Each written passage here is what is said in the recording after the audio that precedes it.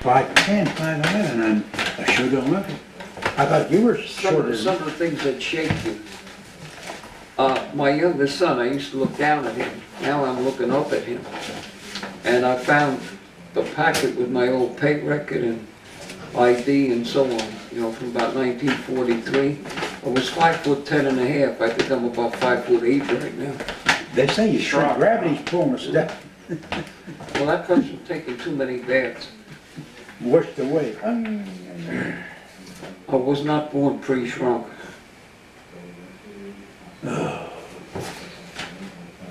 My kids all called me Shorty, and their mother Shorty.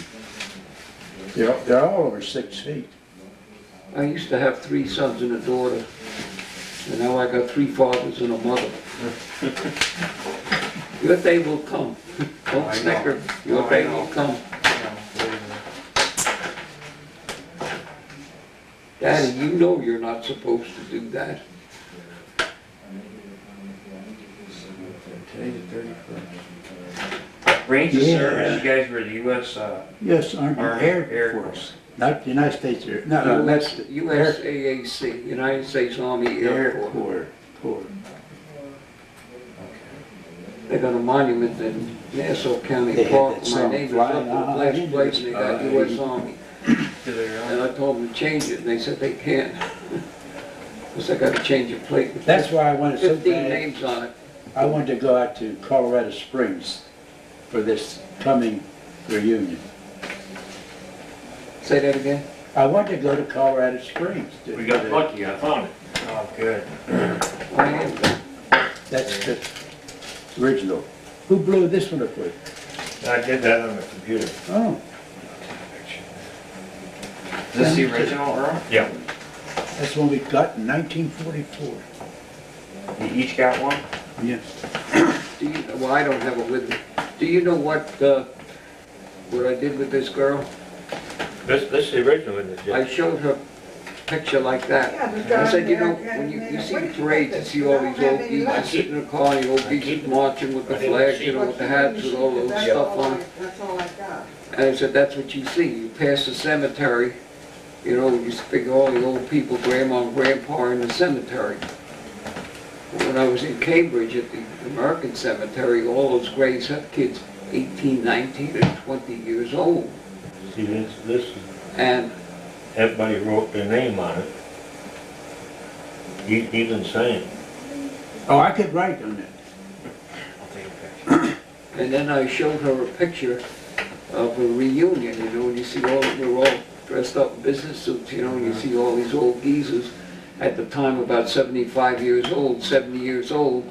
And I took this picture and put it next to that one.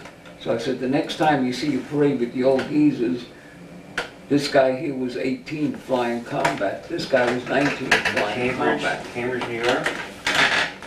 This guy was 18. Yeah, he just came out of high school, that one. He was the... Well, he was a waste gunner. Right center. He died the day we got shot These- down.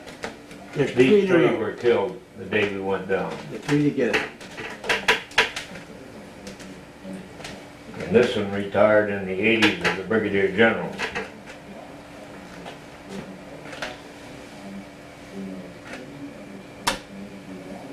Did I turn that set up on here? You never turned it on. Oh, See, yes, he's taking pictures of that. Oh. See, I couldn't figure out how he got this I wanna picture ask, here. I wanna ask you something.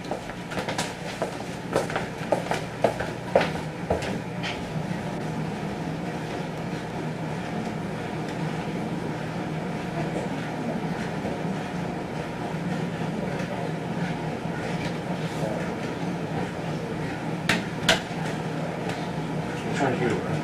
What's that? Which one's you? This is me. This is Sam. Okay. Volunteer. George is gone. Bill is gone.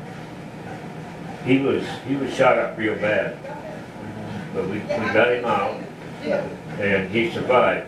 He died in about 78 or 79. He was playing golf, had a heart attack. George Schaefer, the one next to him, he passed away, what, about two years ago, I'd say. Is it 2 years? I think so. About 2 years ago. He was in the hospital for a long time. He had a whole lot of stuff.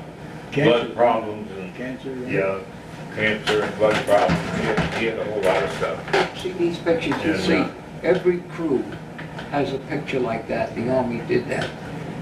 Why'd they The do it? four in the front, generally, but not always, the pilot, the co-pilot, the bombardier, the navigator, or vice versa. Oh, These would be the enlisted men here, the gunners, the engineers, the radio operator.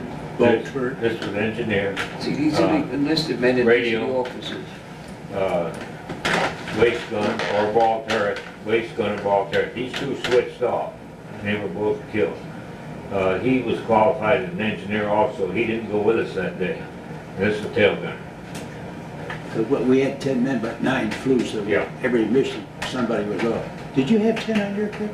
Say again? Did you have 10 on your crew? Oh, One guy sat down, one of the enlisted sat down. Our group, they always pulled one waist gun and left him home. never with us. We did, One crew member stayed home. one, We only carried 9. Never with us. We always had 10. you flew I 10. never flew a mission with 9 people.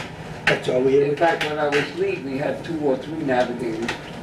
Well, they probably needed them with you. Yeah, but the way you Well, guys. it depended when you were leading the Room to room. If you were leading a group, it was one thing, but if you were leading a division or a wing, you Yeah. had still another one. Because one was a lead navigator, one was a DR navigator, and one was just stayed on radar. And see, when we got over there, we always left one guy home. Because they pulled the gun out of the radio room. So if you get under attack, he goes back to a waist. So that, both sides of the waist would be, We always had 2 waist gunners, always. we had one.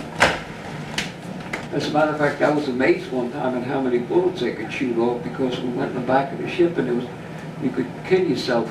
All These over the cartridges shells. all over Yeah. the place. It was like marbles all over the place. See, that's why Bellinger wasn't with us. They were shot down. Well, you gotta remember, at this point, I was a lead navigator and I Yeah. didn't have any crew. Well, In you fact, probably, the and you crew I probably, flew with, Yeah.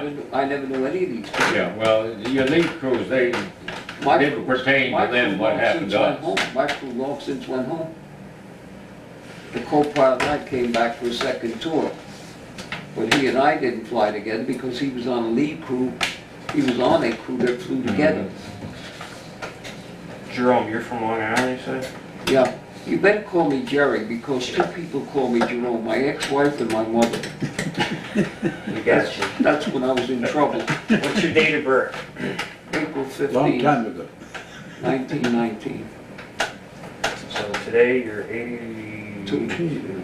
Yeah, he's the old man of the bunch now. And you were If I keep my the, mouth shut, I might make 83 one Who's that? day. you're a navigator, right? But Yes. he was on, he's a Group navigator.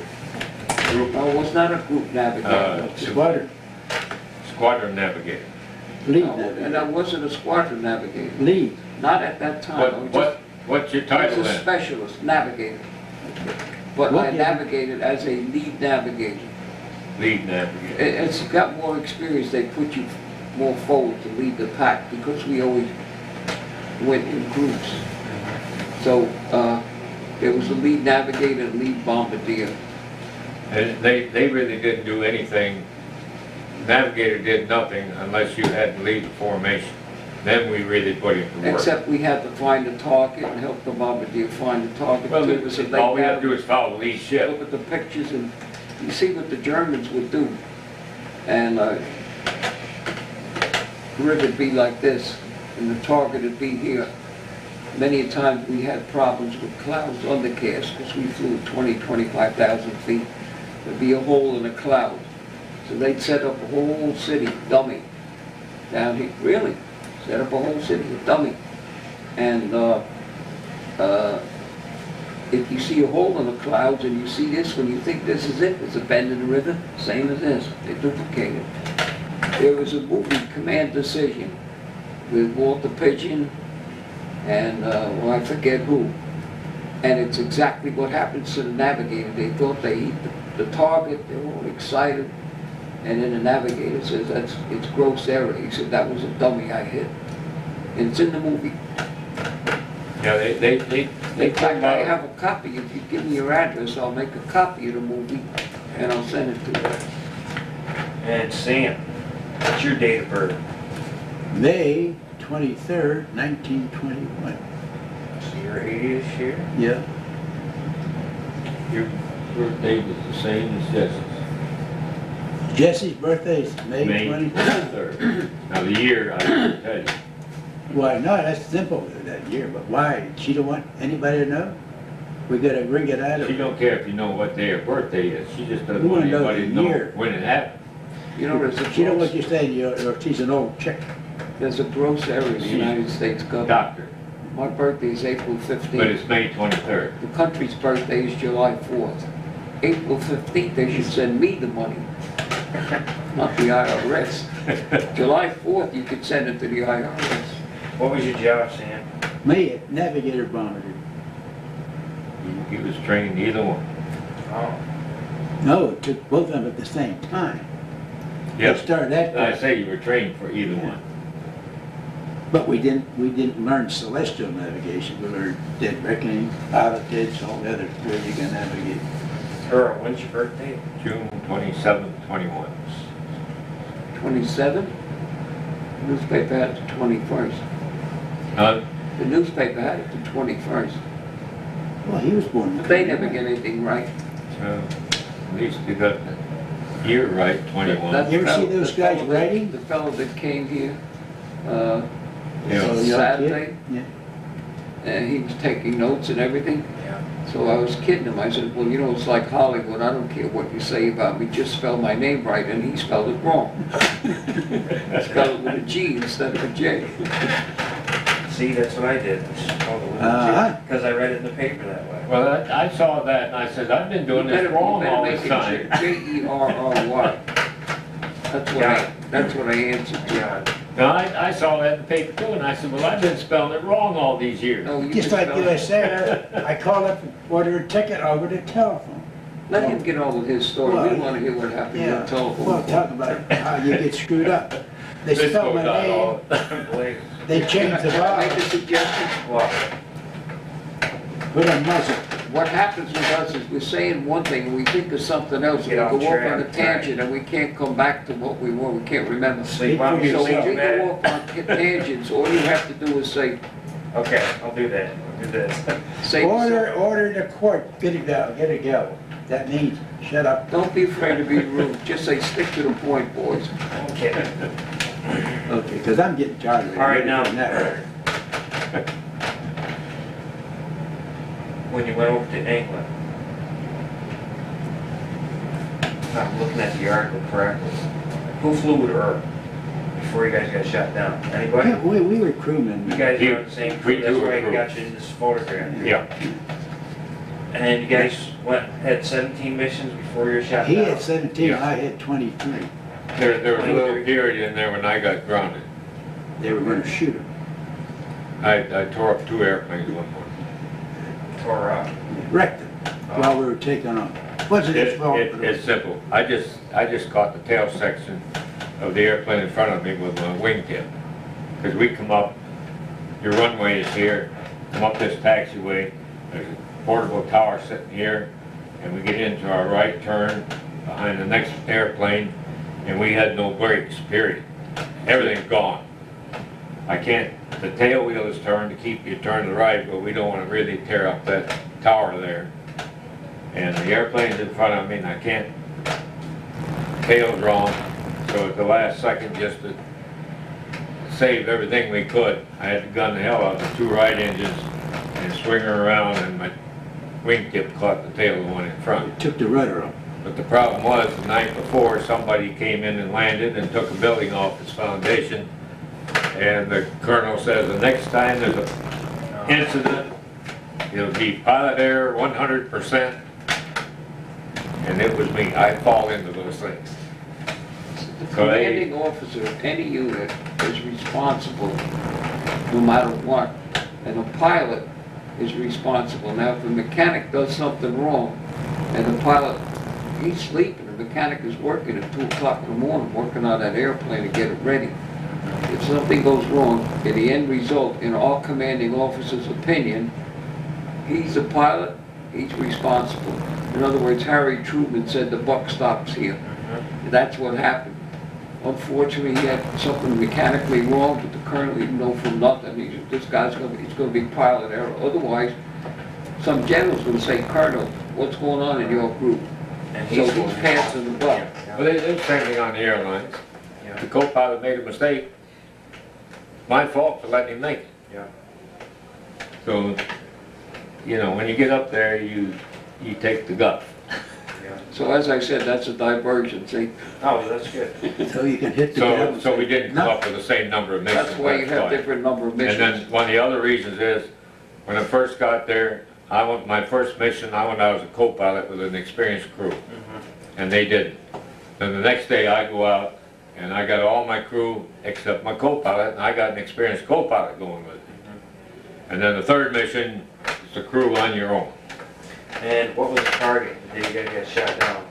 It was November 44, right? November 2nd, 44. Now my mind went again. Mertzburg. You could, Murrsburg, Yeah. You could give synthetic oil plant. you could give them the printout on the mission that we got I yesterday. got it right here, actually. You got 457-pound group, Yeah, oh, yeah. or have you got my description of it? I got your description that I read.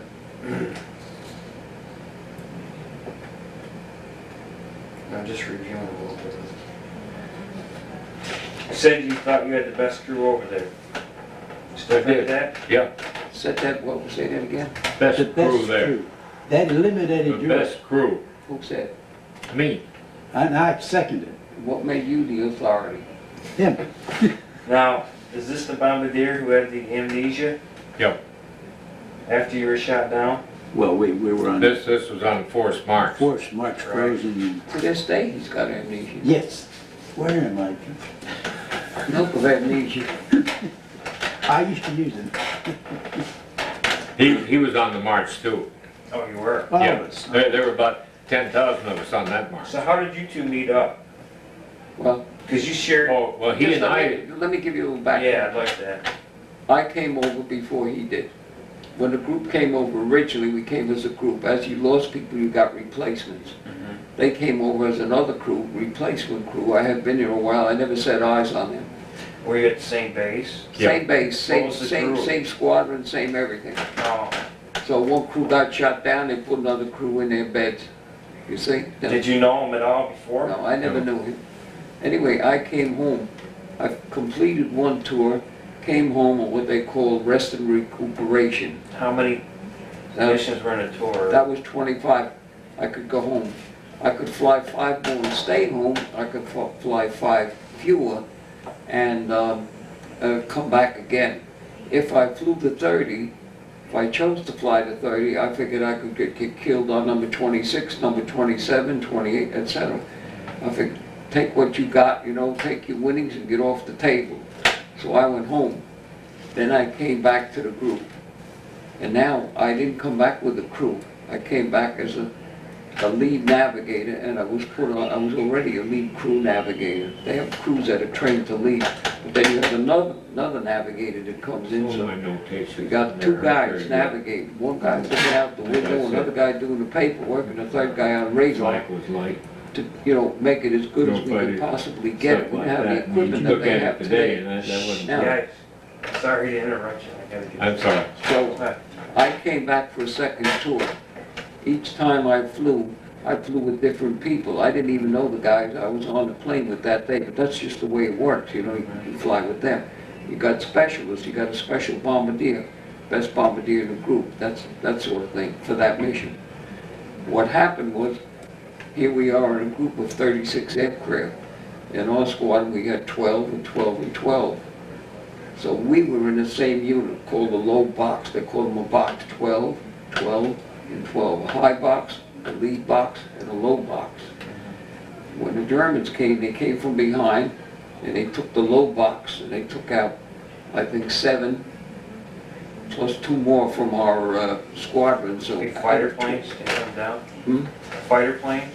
Fighters, yeah. German? We got hit from behind, and I never even saw them. The first I heard them yelling, you know, when I heard the shooting, but everything's going on back there, and I'm up in the front, and this is going on in the tail.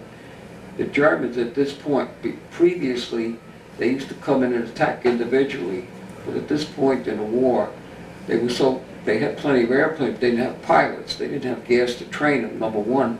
Number two, they didn't have a safe place to train them because our fighters were ranging all over.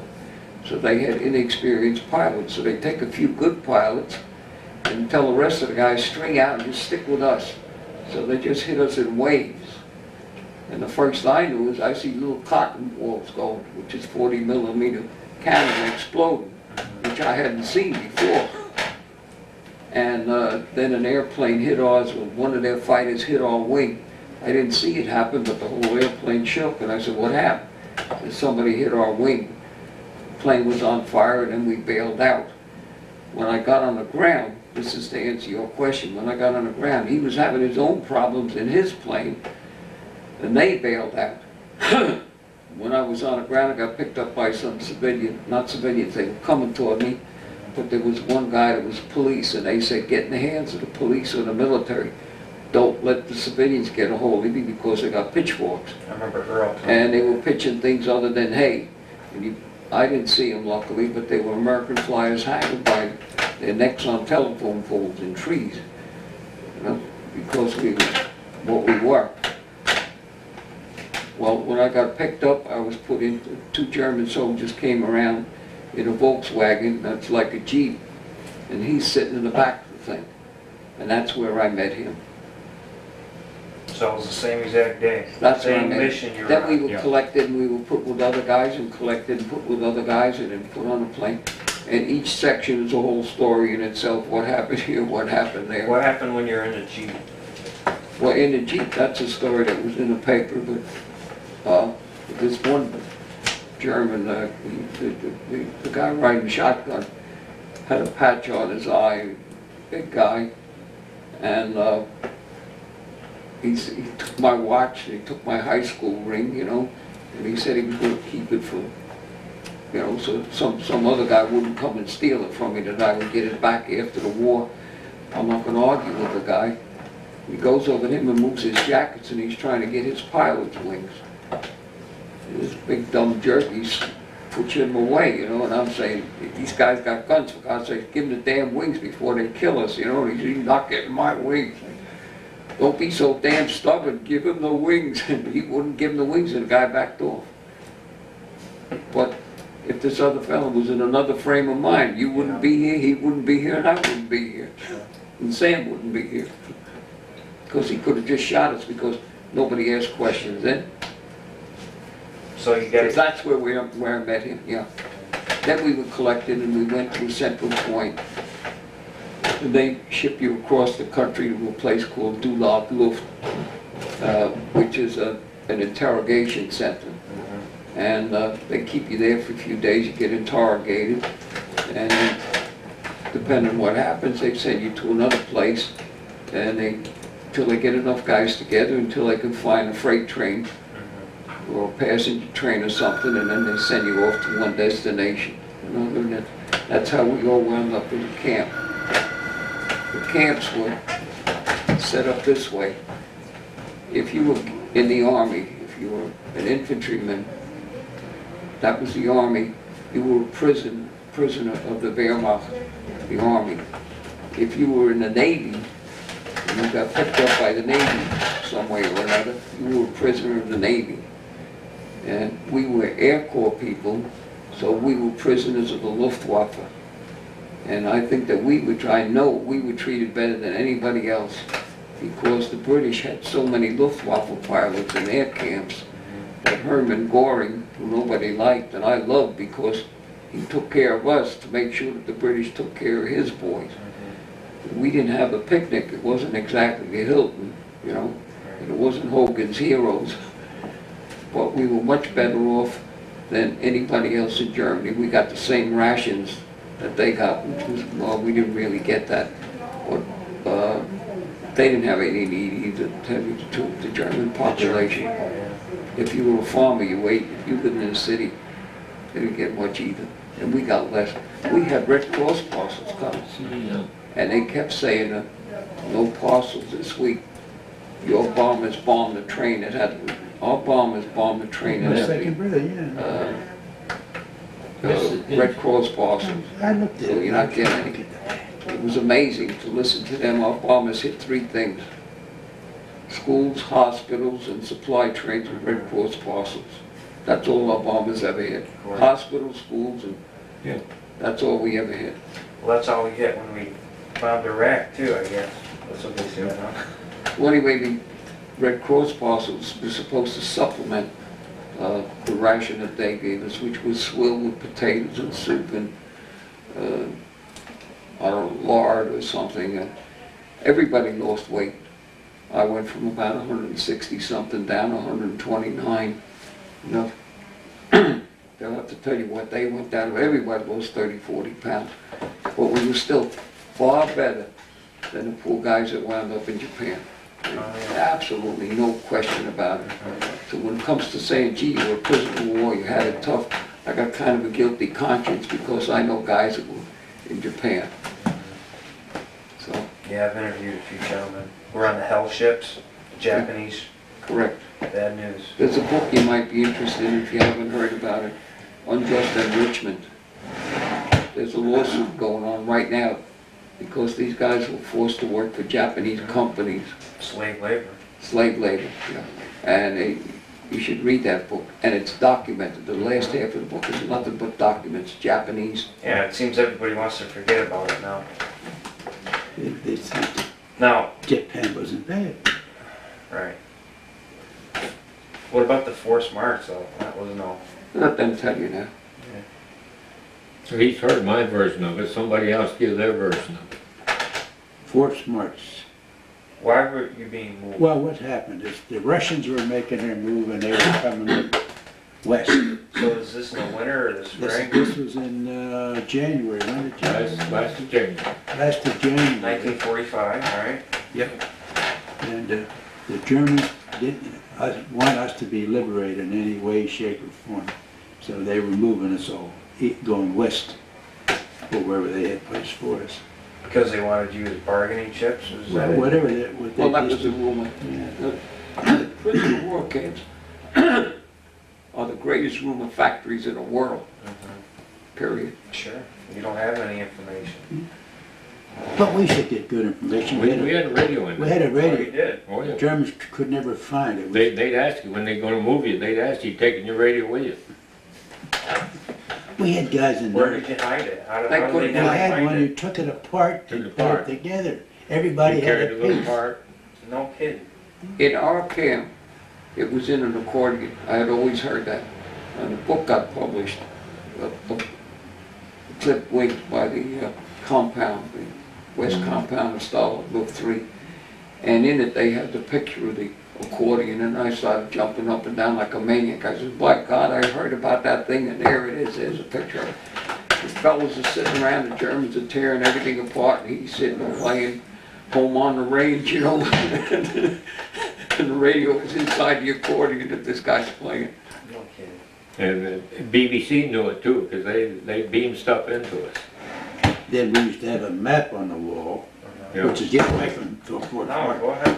But we had a big map, the guys that drew our boating map. And we knew where everybody was at the war, where the fronts were moving up, where the Russians were, where the Germans were. They used to come look at our map to see what the hell's going on. But the Well- radio picked up from somebody outside, would always make a newscast, and there it was. We would have it. And on that same map, they had our line where we knew it was marked, and then we had their line, which they were advertising it was marked, and they didn't agree at all. No, in many cases they agreed, but the interesting part was we had interpreters and we'd get the German news. And of course we'd get our own news from the BBC. And the Germans would say, our victorious troops strongly defended this particular town, you know. And then the next day, our victorious and glorious and loyal Nazi troops, or whatever they call them, successfully beat down 2 platoons of American infantry at this time, but it's Now we're back over here. Then the next day, they beat the hell of us over here, and then they beat the hell of us over here. And they advanced to over the here. road. It was, you know, we're laughing at this thing, but they never lost the battle, but they're slowly losing the war. They're backing up and backing up. So anyhow, they come in this day and they said, everybody pack to move, we're gonna move out. So everybody started packing, and it started to snow in the afternoon, or when it started. It had been snowing. Real light Yeah. flurries and probably maybe an inch of snow on the ground. But as it got later in the day, the snow got heavier and we had to go. So when we left there, I guess the snow was about 4 inches deep when we went out. Middle of the night, midnight. And everybody's got their self, everything they can carry. Not thinking, hey, we gotta go here and there, you can only take so much because you're not gonna carry anything, you're walking. They didn't indicate how far. No, just that you're. No idea where we're going or anything. So as we went along, we were back maybe, I don't know how many, 6, 8 buildings back from the front. And as we went along, you could see where guys are dumping stuff along the side of the road. They took excess food. We had a little warehouse with canned food and what else in there. And they were taking sugar. So we all settled on carry sugar, because when you're walking, you want energy, eat sugar. So we all had, I forget how many cubes, I must have had 200 cubes of sugar in my pocket. And that's what I ate as I walked along.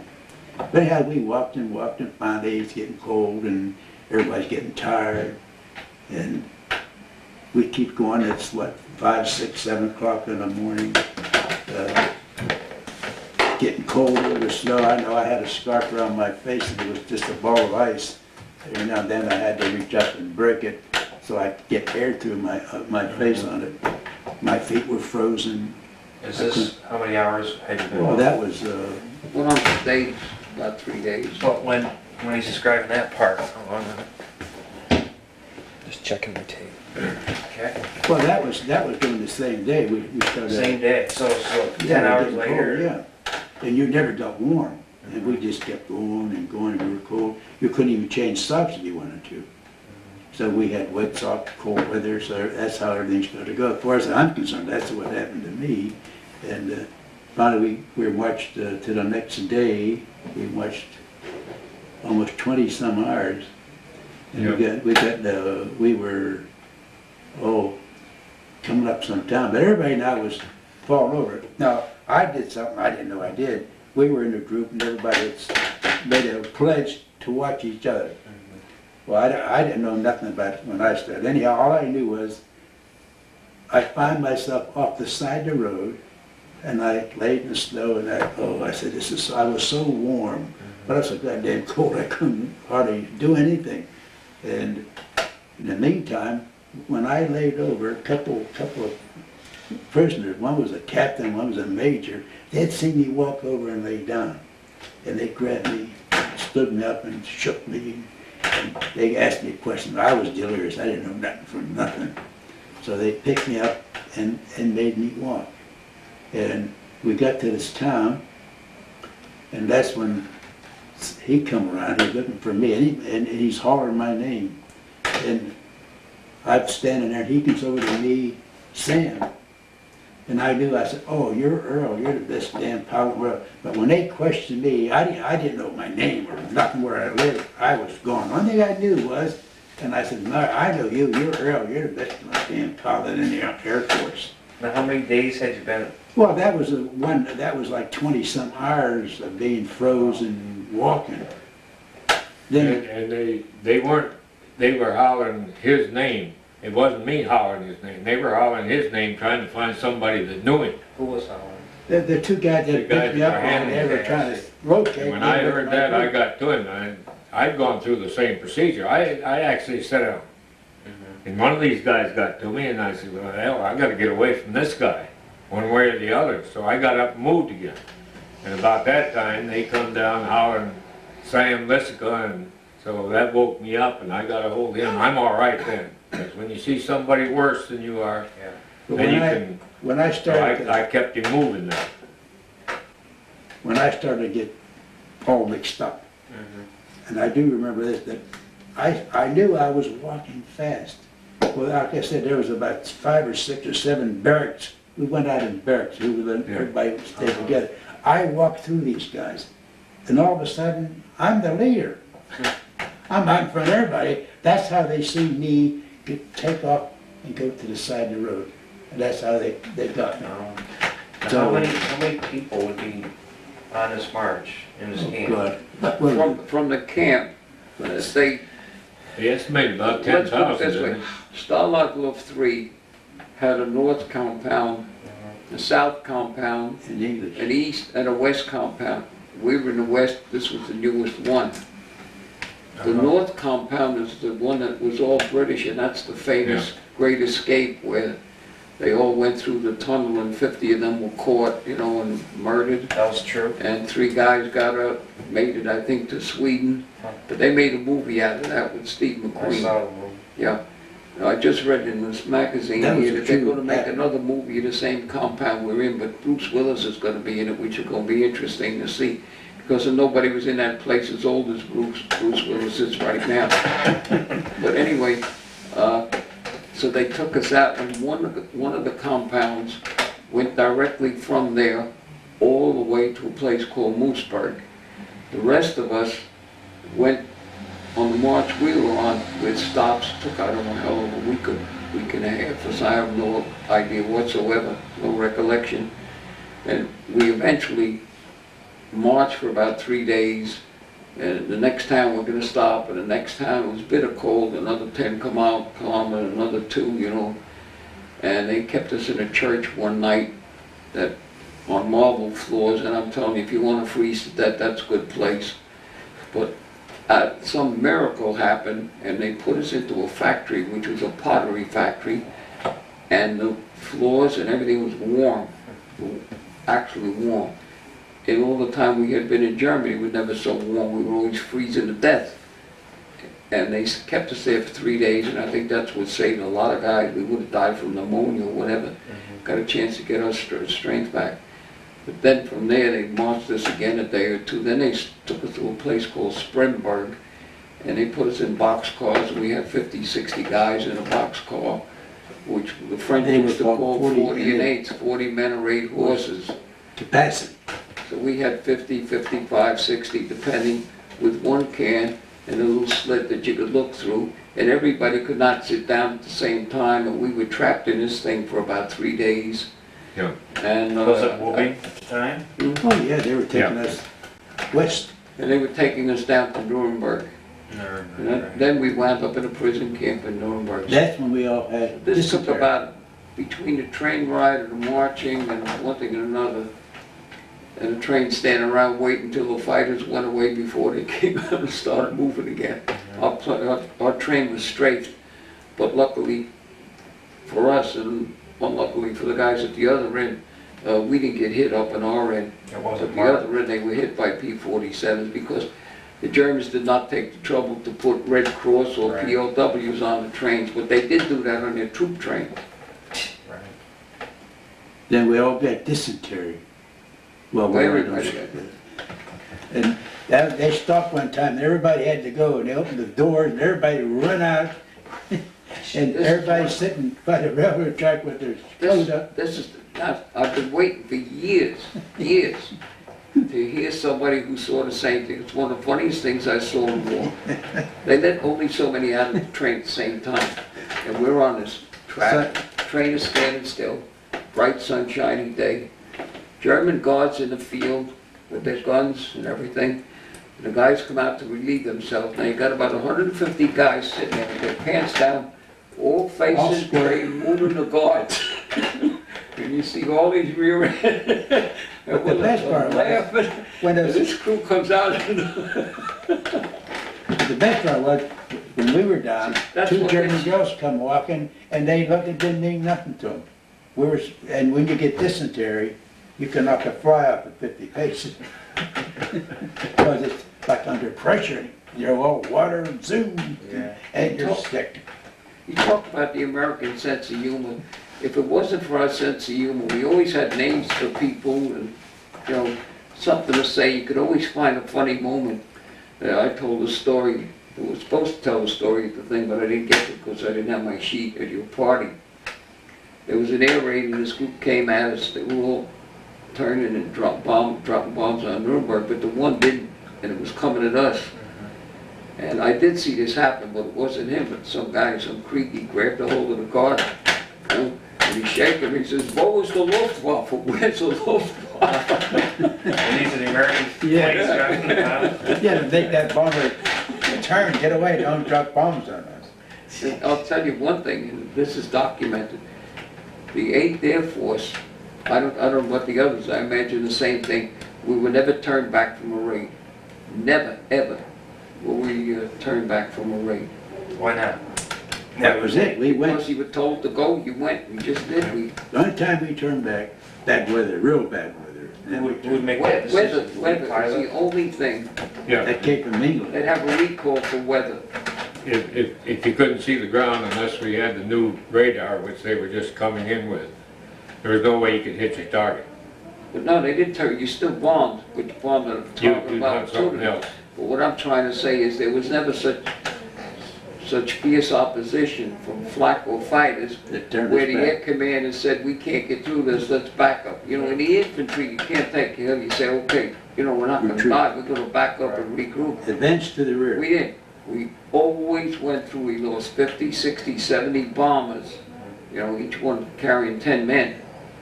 And at the end of 1943, in 3 raids, if they'd had 2 more raids like that, we would have had no Air Force. We would have been completely wiped out. So they just stood down. But once we were in the air, unless the weather recalled us, they would never turn back. And they could put up so much flak, we never went around it in order to hit another target. We went through the flak for that target. We never diverted. It was always in the day for you Yeah, guys. yeah. We got that did it all article during the that I day. The English copied. thought they were crazy. Huh? We thought they were crazy. They did it at night. But I copied out of that book about the 8th Air Force. You mean the stuff on the 457th? No. The stuff that I brought with me from that book on Switzerland, Refuge from the Reich, where it describes what the bomb, he said that we had the If you gave it Air to me Force this had the trip, highest casualties yeah, of any branch of service. There were more guys, and I was stunned to read this in another book, that the 8th Air Force had more casualties than all of the Marines in all of the Marine landings in the Pacific. And that really shook me up. Yeah, it's in another book. And he says the same thing on a piece, I copied from a book, I just opened a page, you know, and copied it and sent it to him. Those people used to say, you guys are heroes, and we said, we're not heroes. But when I read this, I decided I'm a damn hero. My dad's cousin, his name was Clarence McGuire. He was a waist gunner, and he was in the 8th Air Force. He was shot down July 29th, 1944. He was 20. That was it. My father never saw him again. But he was from Hudson. There's so many guys who did it. Well, the enemy action never turned us back. Weather did, but never enemy. So, I mean, you guys must have lost a lot of friends. I mean, Oh. how do you deal with that? How did you deal with it? Well, the way it was dealt with in some cases, we were lucky because I was in the first tour. I stayed in Hudson, even though I started flying with other crews, I still stayed in the same bed, same guys. 2 crews in one Nissan hut. You know, the officers and the enlisted men, they were together. And these guys finished up and my guys finished up. And I went home after so many missions, you know, on the R&R, rest and recuperation, which we call return and regret. You know? But anyway, we got through the thing. But what happened when a crew went down, replacements came through, word started getting around. Don't get friendly with these guys because it breaks your heart. You know? So nobody would talk to anybody. That reminds me of 12 O'Clock High. Is that? Gary Cooper movie. The 12 o'clock high. Remember that movie with Gary Cooper? It wasn't Gary Cooper, it was Gregory Peck. Gregory Peck. That's right. You know, I can't remember your name. Matt. What I remember was Gregory Peck. Well, you should. He can't remember what he said 10 minutes ago. I don't know where that stuff is. think we took it in there, but I don't see it now. It'll show up after a while. Did you know any of the British crews or flyers had anything to do with it? We weren't up to their status. They didn't have nothing to do with it. They looked down on Oh, Yanks? down their nose. Wait, say that again? The British flyers. Yes. Any contact with them or any conversations during the war? Well, I got a chance to fly, not a mission, but a practice. And I can't remember how it came about. And I think it was in Wellington, we were talking about the other day. And they flew with one of ours, you know, sort of an exchange thing. And I flew one day and we talked with them and we thought they were very, they had a whole different conception. They bombed at night, but they weren't heavily armed like we were. They carried heavier bomb loads. I would never fly at night, that's dangerous as hell. They would never fly in the daytime. They said, you get killed doing that, you know. They said, you're But I had crazy. great admiration for the RAF. They don't take a backseat to anybody. They had more cuts when they were prisoners of war. The reason that they could have an escape as they did, the British were taking the cream of the kids from the college, putting them in the RAF. They were the creme de la creme. So when they got there, they had guys that could print, could forge, they could do this. They had engineers, you know, they could build tunnels. They knew how to get air through it. They built the thing. You had hardly any fuel. When we got down to Mooseburg, I see them at this little thing. They made a little blower and with a duct going down there, and you throw a few things in, and they had a red hot flame going. They had to have their damn teeth. Prisoners of war, the British had their teeth. They And always I'm had, watching with this little thing, and what's that? They devised all kinds of things. If you see that movie again, to refresh your memory, but these guys were all experts in their own field, so they knew how to forge documents, they knew how to do things with but none of them photography. were ever They friendly. took uniforms and recut them and resewed them and made them into civilian clothes. And got a hold of train schedule, bribed the daylights out of the guards. Of what? I could tell you another story. A fellow was a POW in our chapter, speaks 7 languages. He was in a camp, he was in the infantry or artillery or something. His name is Alex Maleshka. About a year or two ago, the Russian ambassador gave him a medal down in Washington. It was in the papers. Now this guy's a prisoner in a camp that communicated with London. London dropped tons of cigarettes, which we use for currency. The Germans got a lot, well, we got a lot. They got a lot in the camp. Maleshka got all of them. He had an apartment in Munich in which he was hired because he could speak the language. How the hell he got in and out of this camp, I have no idea. Right. And he was harboring Russians in this apartment. The whole story on its own. A fantastic thing. How did we get radio parts? The cigarette companies sent tons and tons of cigarettes over. My family was supposed to have sent me so many cartons of them, which I never got. You were supposed to get a package a month or something, And I never got mine. like 20 cartons of cigarettes. Well, in every 5th or every 10th or every 100th shipment, there was one pack and one cigarette had a part for a radio. So when it came, you know, you give it to whoever you're supposed to. And given enough of them, they get radios, they get cameras, and, you know, get parts, and they would sneak things in. So it was a very, very complicated thing. And if you want to get into a whole other area, get a hold of a book called A Man Called Intrepid. You will not be able to put it down.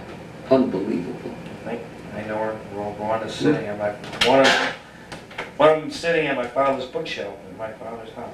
Did you read it? I haven't read it. I know the title though, because I was going through the books the other day. See, he's doing it. Most fantastic story, the way the spies work. When they sent spies in, they checked out the area because the Germans would know that in this town here in Hartford, people didn't wear shoes like that. That stuff you got in the Gap in New York City, so it'd be out of place here. They nailed the guy. They nailed the spy. That's a detail. They detained somebody, some German, someone. They detain him. And something wrong with the plane. They get him into a restaurant, somebody go home, grab all this stuff, photograph everything, put everything back. He wouldn't even know anything was touched. You know? And then, okay, the plane is fixed. Meantime, the guy had a nice meal on Uncle Sam, you know. Read the book. All right, and there's fine. Guaranteed one of the best books you'll ever read, most, if you're interested in it. I couldn't put the book down. So, you guys got your POW medals? Yes. Did you get them late? Oh, but everything we get is late. We don't get a presentation, they mail them in a little cardboard box. When did you get yours, Stan? Did you have to wait years?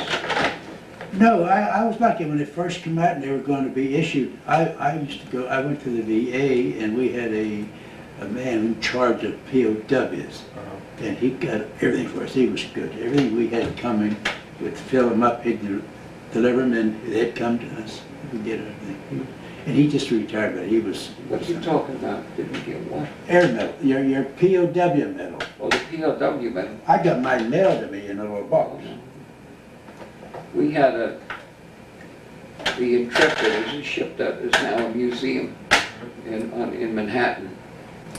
And a fellow by the name of Mike Calamonaco, who was a commander of our chapter at the time, was a wheeler dealer. And he knew somebody who knew somebody, so they networked their way into, he's the biggest radio announcer on NBC4, Chuck Scarborough. And Chuck Scarborough's father was a bomber pilot who was shot down over Yugoslavia. And he was, he got into the hands of the partisans.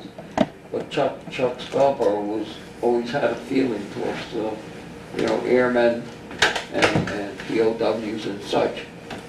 And he had told a story on the air about his father. So Calamonaco somehow got in touch with him, and they got in touch with the other chapters, Brooklyn and New York, and maybe the mid-Hudson or whatever. And on the Intrepid, we got a presentation. They had an admiral and a general, and we were in this big auditorium, and they called off our names one by one, and we went up there, and our families were there, and we all got our When was that? POW medal. I got the whole thing on tape because my tail gunner was in from, radio operator was in from Kansas, and he came along, and he had a camcorder, and he took pictures of the whole thing.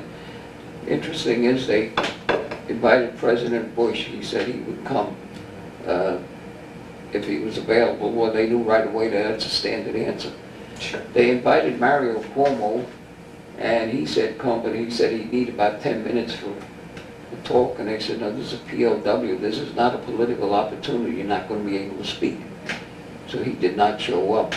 They invited Mayor Koch, and they told him the same thing, you can't speak. But that didn't stop Koch, because he went outside and took a piece on the, stood on the, one of the upper things, a deck or something that overlooks the lower deck.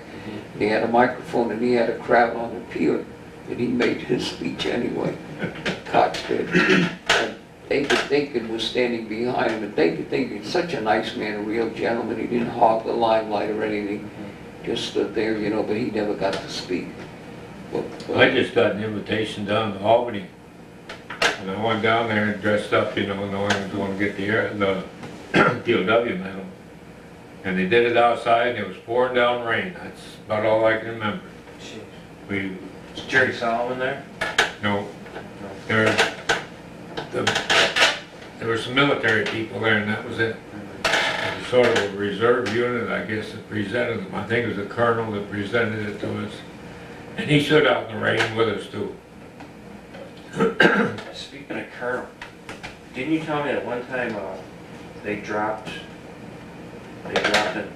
an officer, maybe it was a colonel, into your camp to build up morale? Yeah, in our camp, the colonel that was running the camp, what was his name? The old fellow. There was a general in He was a there. colonel from the B-24 group. Yeah. what are you talking about? Oh, the prison war camp? Yeah, General, there was a there general. was a general in there. Alcar, Elcar, A-L-K-A-I-R-E. the officer in charge.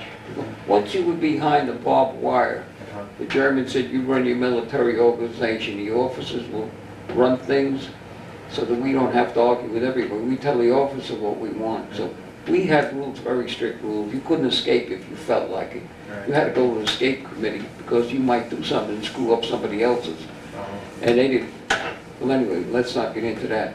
Al Carr was over the whole Americans in the whole camp. But he was- In our compound, the West compound, there was a colonel, a fighter pilot, Jack Jenkins was his name, a Texan, and he was the officer in charge. The story that I know about him is they had us standing outside. When they have a roll call, they call it APEL, once in the morning, once at night.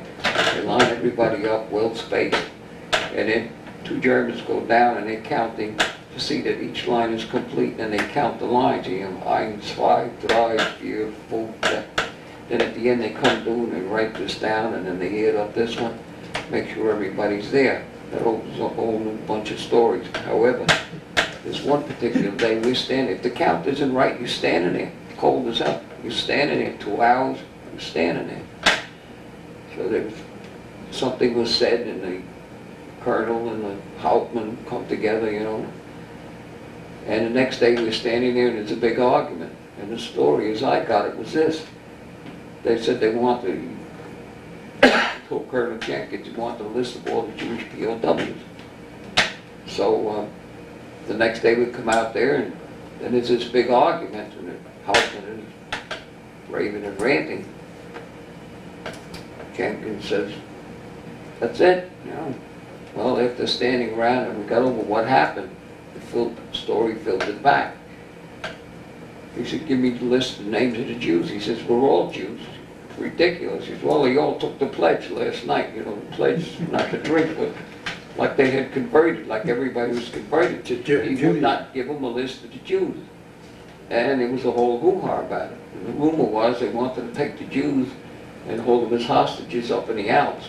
The next rumor that went around, I guess maybe a month later, the whole pack of us, that's when they started to march us out. The story was they were going to take us as hostages to the Alps, you know, and use us as bargaining chips. Another story that I've seen in print, and I can get you a copy of it, this one German general after the war said that Hitler had said he wanted all the Allied, that they were being coddled because of glory, you know, which is what I told you. And we weren't, if you want to put it in perspective, compared to other people. And he said, no, he wanted all of them shot. And Hitler said, I want all airmen shot right now. And they didn't carry out his order. So we came this close, you know, God knows how many times. But that was one of the stories about about Jack Jenkins. And he was a fighter pilot. He came from Texas. What made me proud was this is a guy from Texas, and no German is pushing him around.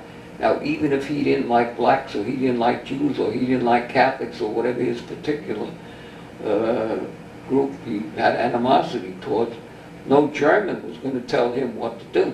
He said, we are Americans in this camp, and we're all the same. There is a movie on Barth, that's the other prisoner of war camp for Allied officers in the North Sea. And Colonel Hubert Zemsky was a fighter, a commander of a red-hot fighter group, Zemsky something or other. And same thing happened up there. They asked him for a list of the Jews, and he didn't say they were all Jews. He says, you're not getting it. And he said, you're going to shoot them, you're going to shoot us all, because we're not going to tell you which ones to pick out.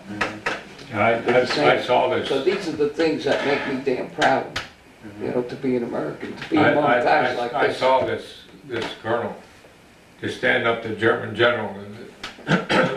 They were tearing the boards off the buildings down there in Nuremberg. The general came in there and he says, the next board torn off, we're just going to shoot him. And the old colonel just stuck his chest out. Anytime you want to start, you start with me.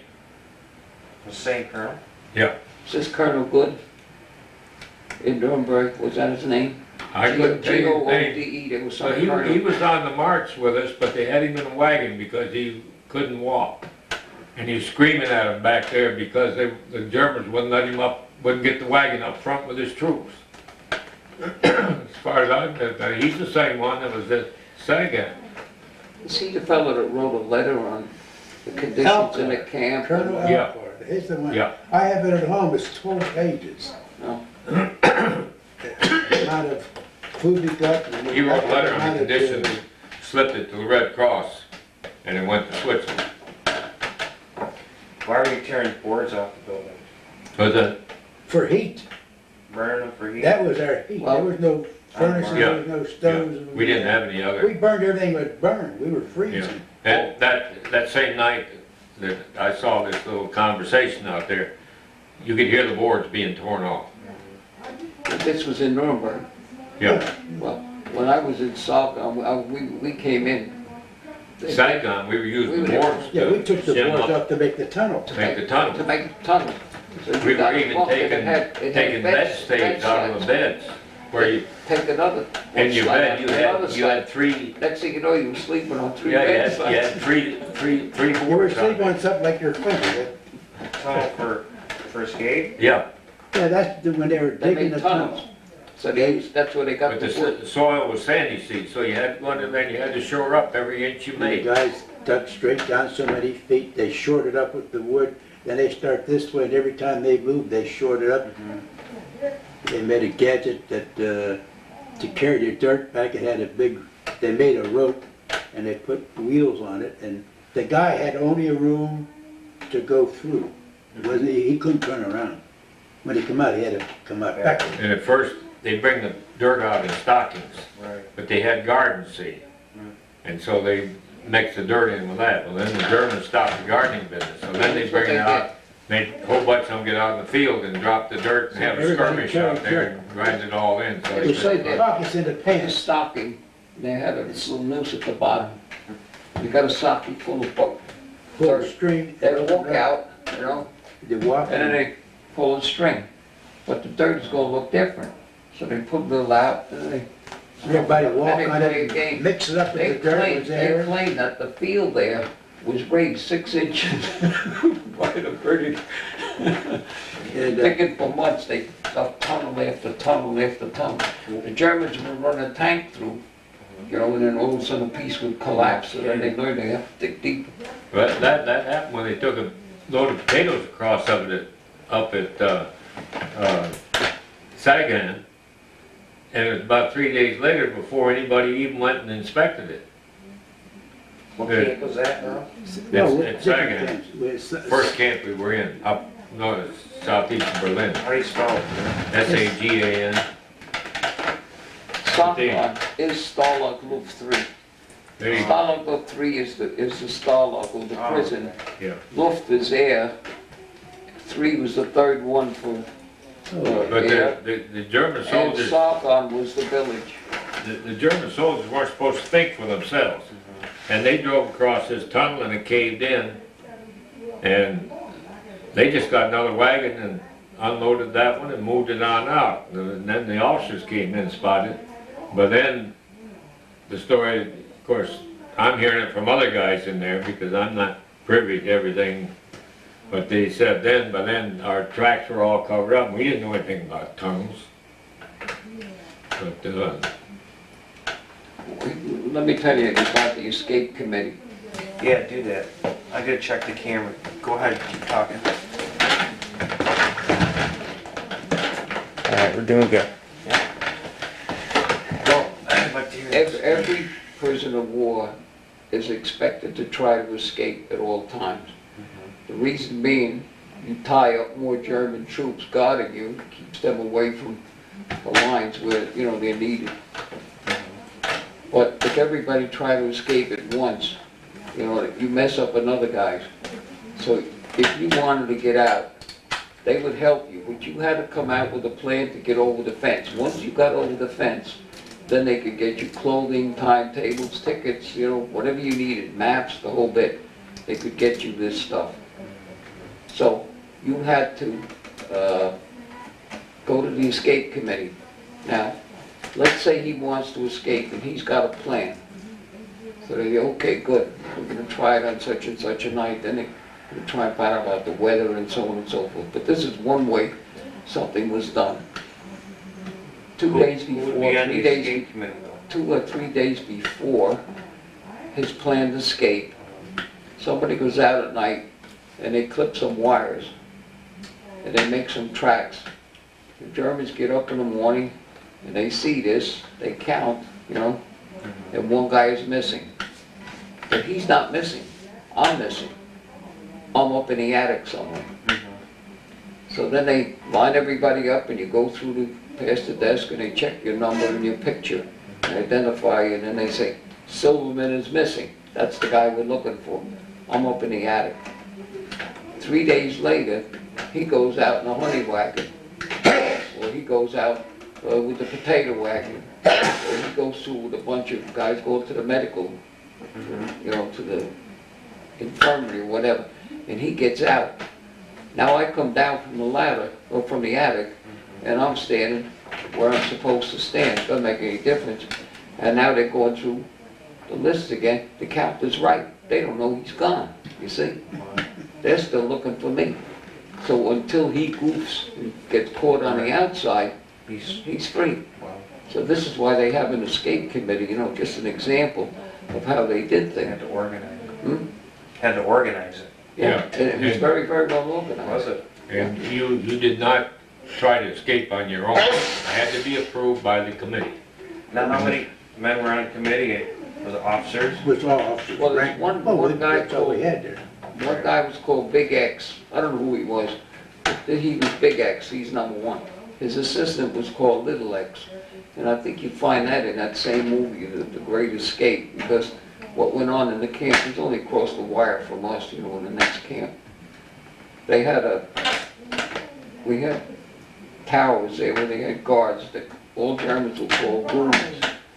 So they call them goon boxes. And then there was a low wire about this high called a warning wire. Step over the wire, you get shot. If you're playing ball and the ball goes over, you wave to the guard, you point, yeah, you know. If you picked up the ball and went back, it was okay. If you went the other way, they'd start shooting. Well, didn't happen. So then there was a barbed wire fence. There was a big fence. Then there was another fence. And in between the two fences, German shepherds would be running around, you know, walking around back and forth in case anybody went through. Yeah. So they had the warning wire, and they had these two fences. And also between the fences were the goon boxes up there. They had German guards they called ferrets. The barracks were put on blocks so that they could see through, go underneath, so you couldn't dig a tunnel, theoretically. And every so often, there were always people standing around saying, goon up. Now that meant if you're doing anything, put it away. There's a German in the area. They might walk through the place, they might go on, they might hang around, they might listen. So consequently, with the American sense of humor, I didn't see this, but I heard about it. They had all the pails. Every guy had, every room, we had 12 in a room, had a pail of water. And they just waited. One day one of these ferrets would go underneath and start snooping around, and they'd say, okay fellas, let's do it today. They all got out there scrubbing brushes, and at the command, 1, 2, 3, scrub your floors, man.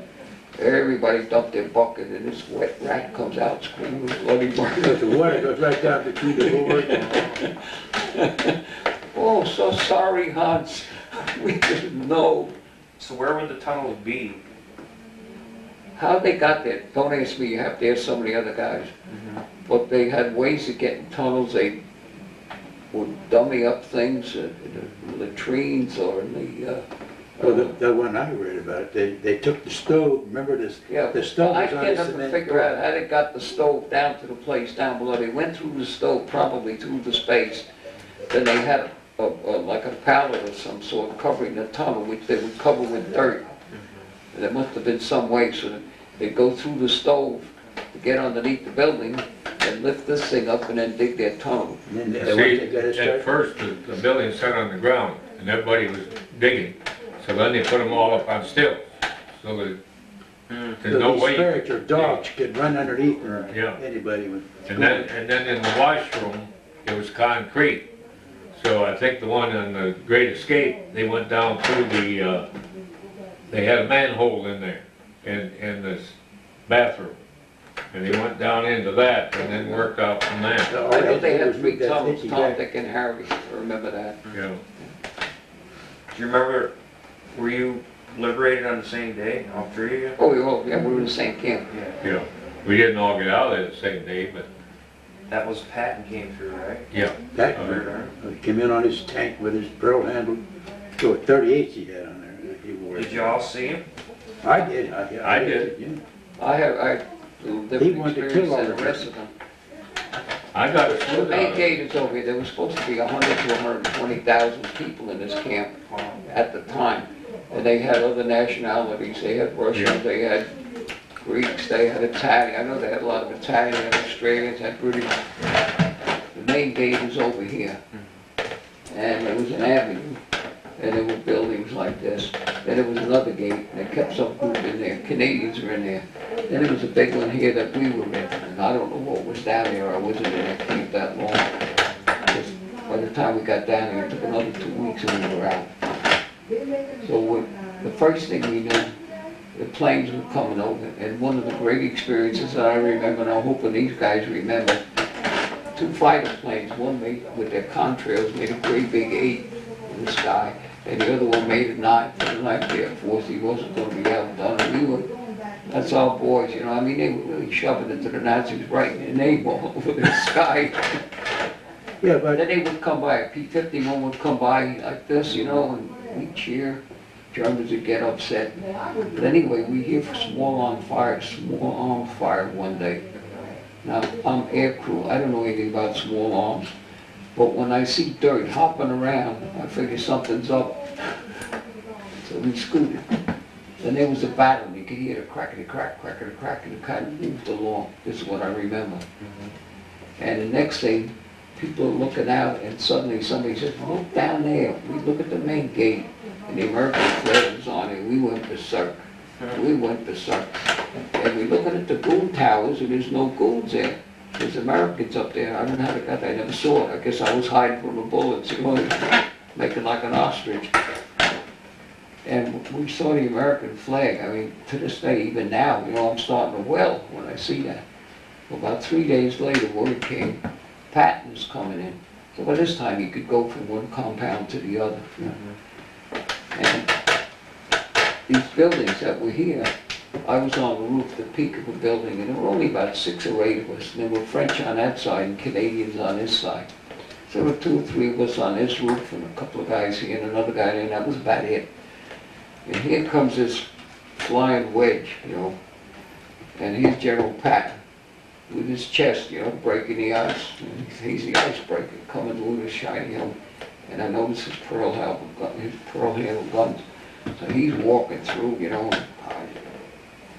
and the British, and I heard a French guy, Mon General, you know, and here's a guy in the barracks next to us. Hey, Georgie, where the hell have you been? What took you so long to use an expletive, which I'm not going to use on this thing? But where the blink have you been? George, the first guy he acknowledged was him. That's my boy. That's my memory of George Patton. No You kidding. can say what you want about George Patton. He liberated me. Yep. That's my boy. He's the man. So that was beginning of May? That was April 29th, 1944. Jeez. that's 45. A name that is 45, 45, a name that is etched in my, date etched in my memory. You got a salute out of Merle? Yep. I see, these guys were more mobile than I was. I had this bad knee and I wasn't getting around too fast, but I was gonna get around, and I ducked around the building, and there he was, and I threw a salute at him, and he returned it. I just had to be there all by myself, Oh, out yeah. around that building. And he was PO'd. When he said, you guys are all officers and this is what they did to you? They looked like hobos. Or anything for you. Patton didn't hang around long. He made his little speech and he was gone. Yeah. Some of the guys hung around in there. We were talking with some of them. But boy, didn't they set up a field kitchen. And we hadn't had nothing good to eat for months. Oh, And bread, they it looked brought- like angel food they cake, brought it was that so in, white. We've been and they eating that gave us old loaves of sawdust bread. bread. But the best Oh, of it yeah. was when the Russian prisoners, they left camp. Nobody told me they left. They went out, they killed cows, they had them on their shoulders, bringing pieces of cow, they're gonna roast beef. That's right. And then they come back They from the got a couple railroad, guards too. and they made the guards carry. Well, So anyhow, they went to the railroad yard, and they broke them boxcars. They found condensed milk in gallon cans. And them Russians brought them to us. Gave them this tent, what our tent, we had about, where I was standing, must have been 50 guys in the tent in there. They brought us You a talk gallon about the can. big white tents, Yeah, Yeah. we had great big, like circus tents. far more than 50 guys. So we laid in the ground, when it rained, we were in water. You'd stay in your group. Yeah, So- but we had hay to lie on, clean hay. So it wasn't, So it wasn't anyhow, like back in Nuremberg. they boy, brought us the It was horrible. condensed milk, and then the army started delivering the bread. And we looked at that bread, and we were afraid to cut it. It looked so good, it looked like angel food cake. And everybody just looked at it, looked at it. Then we started eating and put that condensed milk on it. Then they started making food, and then we got good food down there. The story I heard about the Russians carving up the livestock was that the farmer got a hold of some American officer, and he said, take some troops, because killing off all the, the sheep, there was sheep involved at the time, and they just cut off a couple of steaks they want, discard the rest of it, and then they move along. So he said, we're gonna need this food, to feed you guys and us, our people.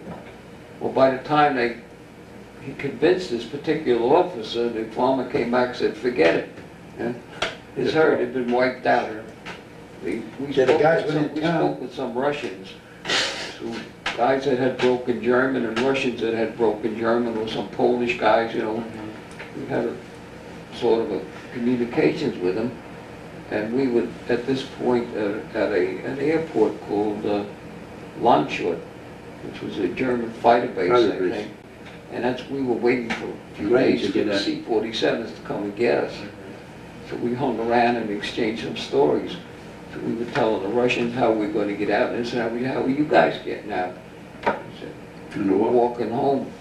Where do you walk? Well, Turkish town, that name sticks in my mind. And 1,200 or 1,400 miles sticks in my mind, and I said, and I and the other fellas, as a group, we said, well, aren't they coming to get you? You can go by truck or fly in. They do not recognize that we're prisoners of war. We are written off as dead. We were supposed to die, Fighting. Either go forward or die. Cannot go back. That's what they were up against. So now that the war was over, Moscow didn't give a damn about them. If they were going to go home, they would have to get out. Yeah, I heard some of them actually went to the Gulag once they got home, because they had been taken prisoners down, threw them in the Siberia once they got home. So these Russian fellas, pretty good impression of them, or I'm sure they were Well, different. how many generals did we have in there, Russian generals? I think it was about 12 Russian generals in I there. don't have a clue. And I'll they tell you. walked around, looked like bowmen. Their Yeah. privates looked, In retrospect, and this is what I said to that girl that interviewed me for the book. I said, any person today, or any kid today, growing up, should get on his hands and knees every night, thank God that he was born in the United States of America. Because even today, you could be born in Africa, you got a 50-50 chance of getting to be 12 years old, you got AIDS all over, you got one group murdering the other, within their own country. They're killing each other in Northern Ireland. This is going on and on. In Israel and Syria and Lebanon and such.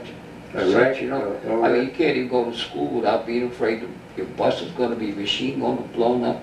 And people that live in this country They don't have no appreciate idea how lucky they are. In Mexico, they're having a terrible time. They're coming by the droves to come over here to work. They got problems with us because we don't want them for one reason or another. This is Mexico, the Naval. Same thing with the Canadians. They should be damn God, thank God every day that you were born in this country. We take it for And granted. I don't think anybody knows it. No, There's I- a fellow by the name of George Santayana, and it's posted at the Air Force Museum. And I can't recite it verbatim, but it says, "Those who do not learn from history are condemned," that word I know, condemned to relive it, or to live it again. And nobody knows. We spoke about this the other day, they want the Olympics in China. Yeah. So the pros say, well, we'll get in there and we'll do good, and they'll realize, that they have to become more democratic, and it can't be that way with their people. You don't learn from history. In 1936, they had the Olympics in Berlin. Now, didn't that make Hitler a nice guy? This problem. Imagine what he could have been if they didn't have the Olympics, how bad he could have been. What's the matter with you? Really, hundreds of millions of people. Everybody is worried about himself, and nobody is worried about the United States. Nobody's worried about their country. They want their boat, they want their summer cottage, they want their retirement plan, they want theirs. Just give it. That's all. They got their Two hands of my like boys have bands like he has. Well, he's got a reason for the band because he's up on a farm and he transport, his family is bigger. My kids just got 2 kids, We had a station wagon. We went to Canada, we went to Nova Scotia, New Brunswick, went camping places. We had 4 kids, they have 2 kids, and they got these monster things. I said, what do you need it for? But they go with snow. I said, but they don't stop in snow. Also, we have snow plows. You're not going across the fields, through the rocks like you see on TV. Yeah. But what do you got to worry about? The potholes at Sunrise Highway? Well, there's someplace you Well, worry it's a about thing that. we've got to have, my 4x4, your 4x4, my 4x4. gas hogs. Look at the expensive. commercials. Look at the automobile commercials. You ever see anything going 12 miles an hour? Cadillac has one that goes, it looks like a rocket. You see the Just smoke and 300 fire. horsepower. So guys, they buy these things, well, now I have to drive like this. And they cut in and out. I've seen the traffic on Sunrise Highway, I know what you're talking about. It makes you laugh. In the meantime, this stuff is using up gas and oil. Yeah. There's only so much juice in an orange. And there's almost only so much oil. Now, where is the oil right now that's being used up? Arabia, they want to take a few yards of oil up here, and some of the United States. When this is gone, who's going to have the oil? Russia, China, and India. I know what you're doing, right? So boys, plan ahead. We ain't gonna have to worry about it. We ain't gonna be, somebody else is gonna shut. Yeah, but you worry a little bit about your Well, your kids, isn't it? kids. What you get out of the prisoner of war experience, it's amazing. I haven't seen this guy for 50 years, and politically and economically and everything else, we're like twins. And you could see any guy, that's why it broke my heart when John McClane dropped out, because this this guy's a POW, and I know that when you're a POW, you suddenly realize what's important and what's not important. That's one thing you find out. The most important thing is we got to take care of this country first, and nobody seems to be giving a damn. Do you have, any of you guys been back to Germany since Not me. the war? No? They have tours. Do you want to go to the old prison camps? Yeah. Yeah, that's hot stuff. I get out of Sing Sing. After 15 years, you think I'm going to go back and take a tour of the place? So you have no desire to retrace those I steps? wanted to go and take my wife, but she got sick, but I wanted to go just to let her see England, let her see France. Yeah. And so I can't do nothing. She's a cripple. She had a stroke, so that just shuts the door. I was lucky to get here. What do you think about the German people? Well, ones that I knew, what I knew was the civilians, the ones that were left behind, and we got to talk to them. You did?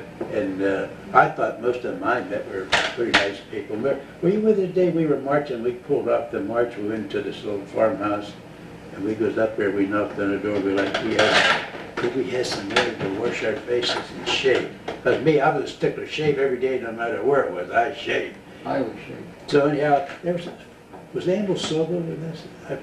Anyhow, we went up, 4 of us, we knocked on the door, and you talk sign language and whatever you think you know in German until you strike a deal. And she said, okay, Wasser, I'll give you Wasser. And their stoves were big cast iron stove, and on the side they had water tanks. So when they were cooking over here, this water was hot all the time.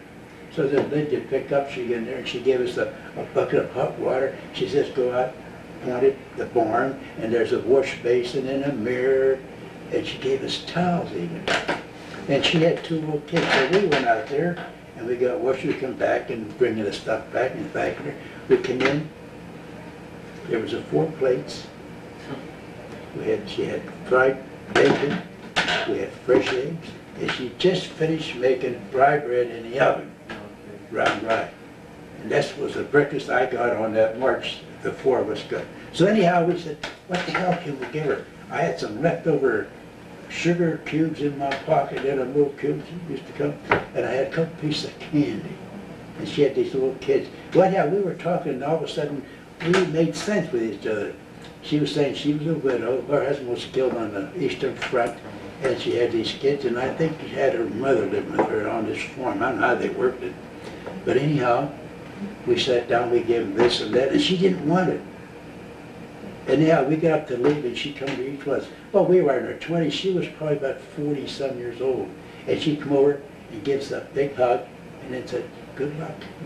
Now, was this after the war ended? That's when we were prisoners, and we were marching from On a march from From Nuremberg Nuremberg down to Moosburg. down to How could Moosburg. you do that? How could you, would the Well, guards let you do but- something? but like that that? down, We actually were bribing the guards to stay with us and because there were SS We were- troops in the area and a bunch of Americans walking without guards, you'd have problems. so But anyhow, now, along the same lines, I didn't get in the deal you got to, but I got into a store that a couple ladies were running. And they let about 15 or 16 of us in there and locked the door. And the guard pulled the shade. The guards were outside beating on the door trying to get in, and she let us get what we wanted. And then she'd sneak us out the back door. But see, this was at the end, and I actually saw 3 women converge on the commandant of the camp, the big old fat major. He was at Saigon, then he was down in Nuremberg, and he was riding a bicycle on that march. And I saw 3 women, 2 from each side and 1 from the front, caught him on his bicycle and dumped him right out there in front of all of us. And then the civilians, all they wanted, when the Americans going to get here? Because see, the Russians were coming too. and that And was they the just wanted the biggest Americans, they were, all the civilians by then on that march, they were with us. They wanted us thing. there. They could talk. They and wanted make the it- Americans there Don't before let those the Russians got get there. us. Don't let the I Russians. told them this story yesterday. I was hoping one of them would be one of the 6 of us. I did eventually, about 10 years ago, meet one of the guys who was in his room, and he remembered everything as I did, because sometimes you think, Right. you know, I'm not sure this happened or I heard it or what, but this is what happened. It was on my birthday. The night before, it was a Saturday, and they put us in a barn and made a big fuss about making, they had Polish displaced workers. And they told these girls to, you know, fix up beds for us and everything, so they made hay, we got a blanket, you know, he took care of us, and that was nice. But the next day, he invited us into his kitchen. We came into the kitchen, large kitchen, larger than this. They cooked over in that area, and the family sat there. We sat at the table for 6 over here. So I have mixed emotions about this, which I'll tell you about at the end of this. They gave us pig's knuckles, which got him all upset. They boiled potatoes, you know, one thing or another. And after the meal, he said, he came over with a pad, you know, and I would like you to write a note to the commanding officer of the unit that occupies this area, you know. However he said it, was not verbatim, you know. But write this, that this will introduce Herr so-and-so, who's the Burgermeister, the mayor of the village here, and that he had the 6 of you there, and he treated you well and gave you breakfast and took care of you and gave you good quarters, clean quarters in a barn, kept you warm, etc. It was April. April 15th was my birthday, so it's etched. it was a Sunday. He asked, is anybody Catholic? Do you want to go to church with the family and so on? They didn't go. And I said, I'm not signing anything like that. The reason I didn't want to sign was I remember when they were winning in 1940 and 41, it was all boys, all boys. I didn't see anybody saying, oh, this is terrible. They were cheering, you know. Now that they were losing, all of a sudden, you know, turned the faces around. So I said, I'm not signing it. Another guy, I'm not signing it. No. And one guy says, let me write it, I'll write it. So, you know, got annoyed with me. Let me write it. So he writes it, and this is what he wrote. To the commanding officer, just as this man said, you know, and to please take care of him and his family. So, and then he added one more paragraph. He says, so please, do the undersigned a favor and take care of this guy. And he signed it. Take care meant different than take care of What does it mean your to an welfare. American, take care of this Take care guy? means shoot him. He knows what he was, right? So that's what, so I've often wondered, I'd like to go back to find out whatever happened to the But see, that's one thing that really bothered me when I got back was on the march we had in January, the civilian crowd, they weren't with us at all. And then in April, boy, between January and April, they were going this way and all of a sudden they're going this way. Now why can't they just turn right around and go back the other way? Which we gave them a chance, I think they would have in the next few years. If we'd let them. When we got picked up, we were near a place called Eisleben. They put us on a train and they took us to Holly. And there was a railroad station, that's where we got the train to go back west to Frankfurt, which was the interrogation center. So they had a number of us, maybe, I'd say 15, 20, 30, something like that. And we were guarded by the Luftwaffe. We came into this railroad station and all these Germans were there. And the next thing you know, there was a mob of people screaming and shouting. And the Luftwaffe had their guns, you know, and they protected us. That's when we first found out. They finally had to lock us in a building, in a room down in the basement to keep us away from the Had it civilians. not been for that, we would have been lynched right there. We would have been lynched right Stay there. away from the Now, these are civilians. the same guys. These are the same people Yeah. that come April, you know, when they could smell borscht on the Russian breaths on one Yeah. side and onion on the American breaths on the other, you know, then all of a sudden, what could we do? You know, well, what would you do if you're in the same position? You do the same Every thing? one were good. When we were shot down, the only reason I had a .45 strapped to me was the MPs made sure you did when you left. And they had put some rifles in the back of the airplane, the place you crash landed, to protect yourself with. And they, at the end of all this little discussion they had telling us how to use this stuff, they said, save a bullet for yourself. And that's, I would never do that, but I mean, that's the way it was. The civilians were really going after the airmen. They did all the killing of the American airmen when they were captured, not the soldiers. Civilians did that. Yeah. They Some struck of you them- up on They said the that telephone pole. if you get shot down, you get under military control as soon as you possibly can. It seems to be worldwide. Nobody seems to like the American airmen. And the worst thing to be an airman, get caught by the Viet Cong, get caught by the Koreans, they butchered the air, they just Well- hate the air because we could really get at them. You were knocking at him from the sky, and it was there. You know? They couldn't hide. No. Uh-oh. If it's for me, I'm not here. That's the answer. So, what about German people today? Do you know any, or No. do you have any desire I to can know tell any? you, I got a story about that. Keith, you're old enough, I told Sam, you're old enough, you got a story for everyone. I used to be in the driving school business. When I first got in, I worked for some company. I took it as a temporary job. And I was teaching a woman by the name of Katie Gunther, and a German woman, and a nice woman. I just didn't get around to telling her that I had bombed Germany. You know, my job was to teach her how to drive. And she's married to Max. And Max is a salesman for a German company that makes the hardware for operating room, you know, scissors, scalpels, and whatever. And in the course of discussions with him, it turned out he was a German fighter pilot.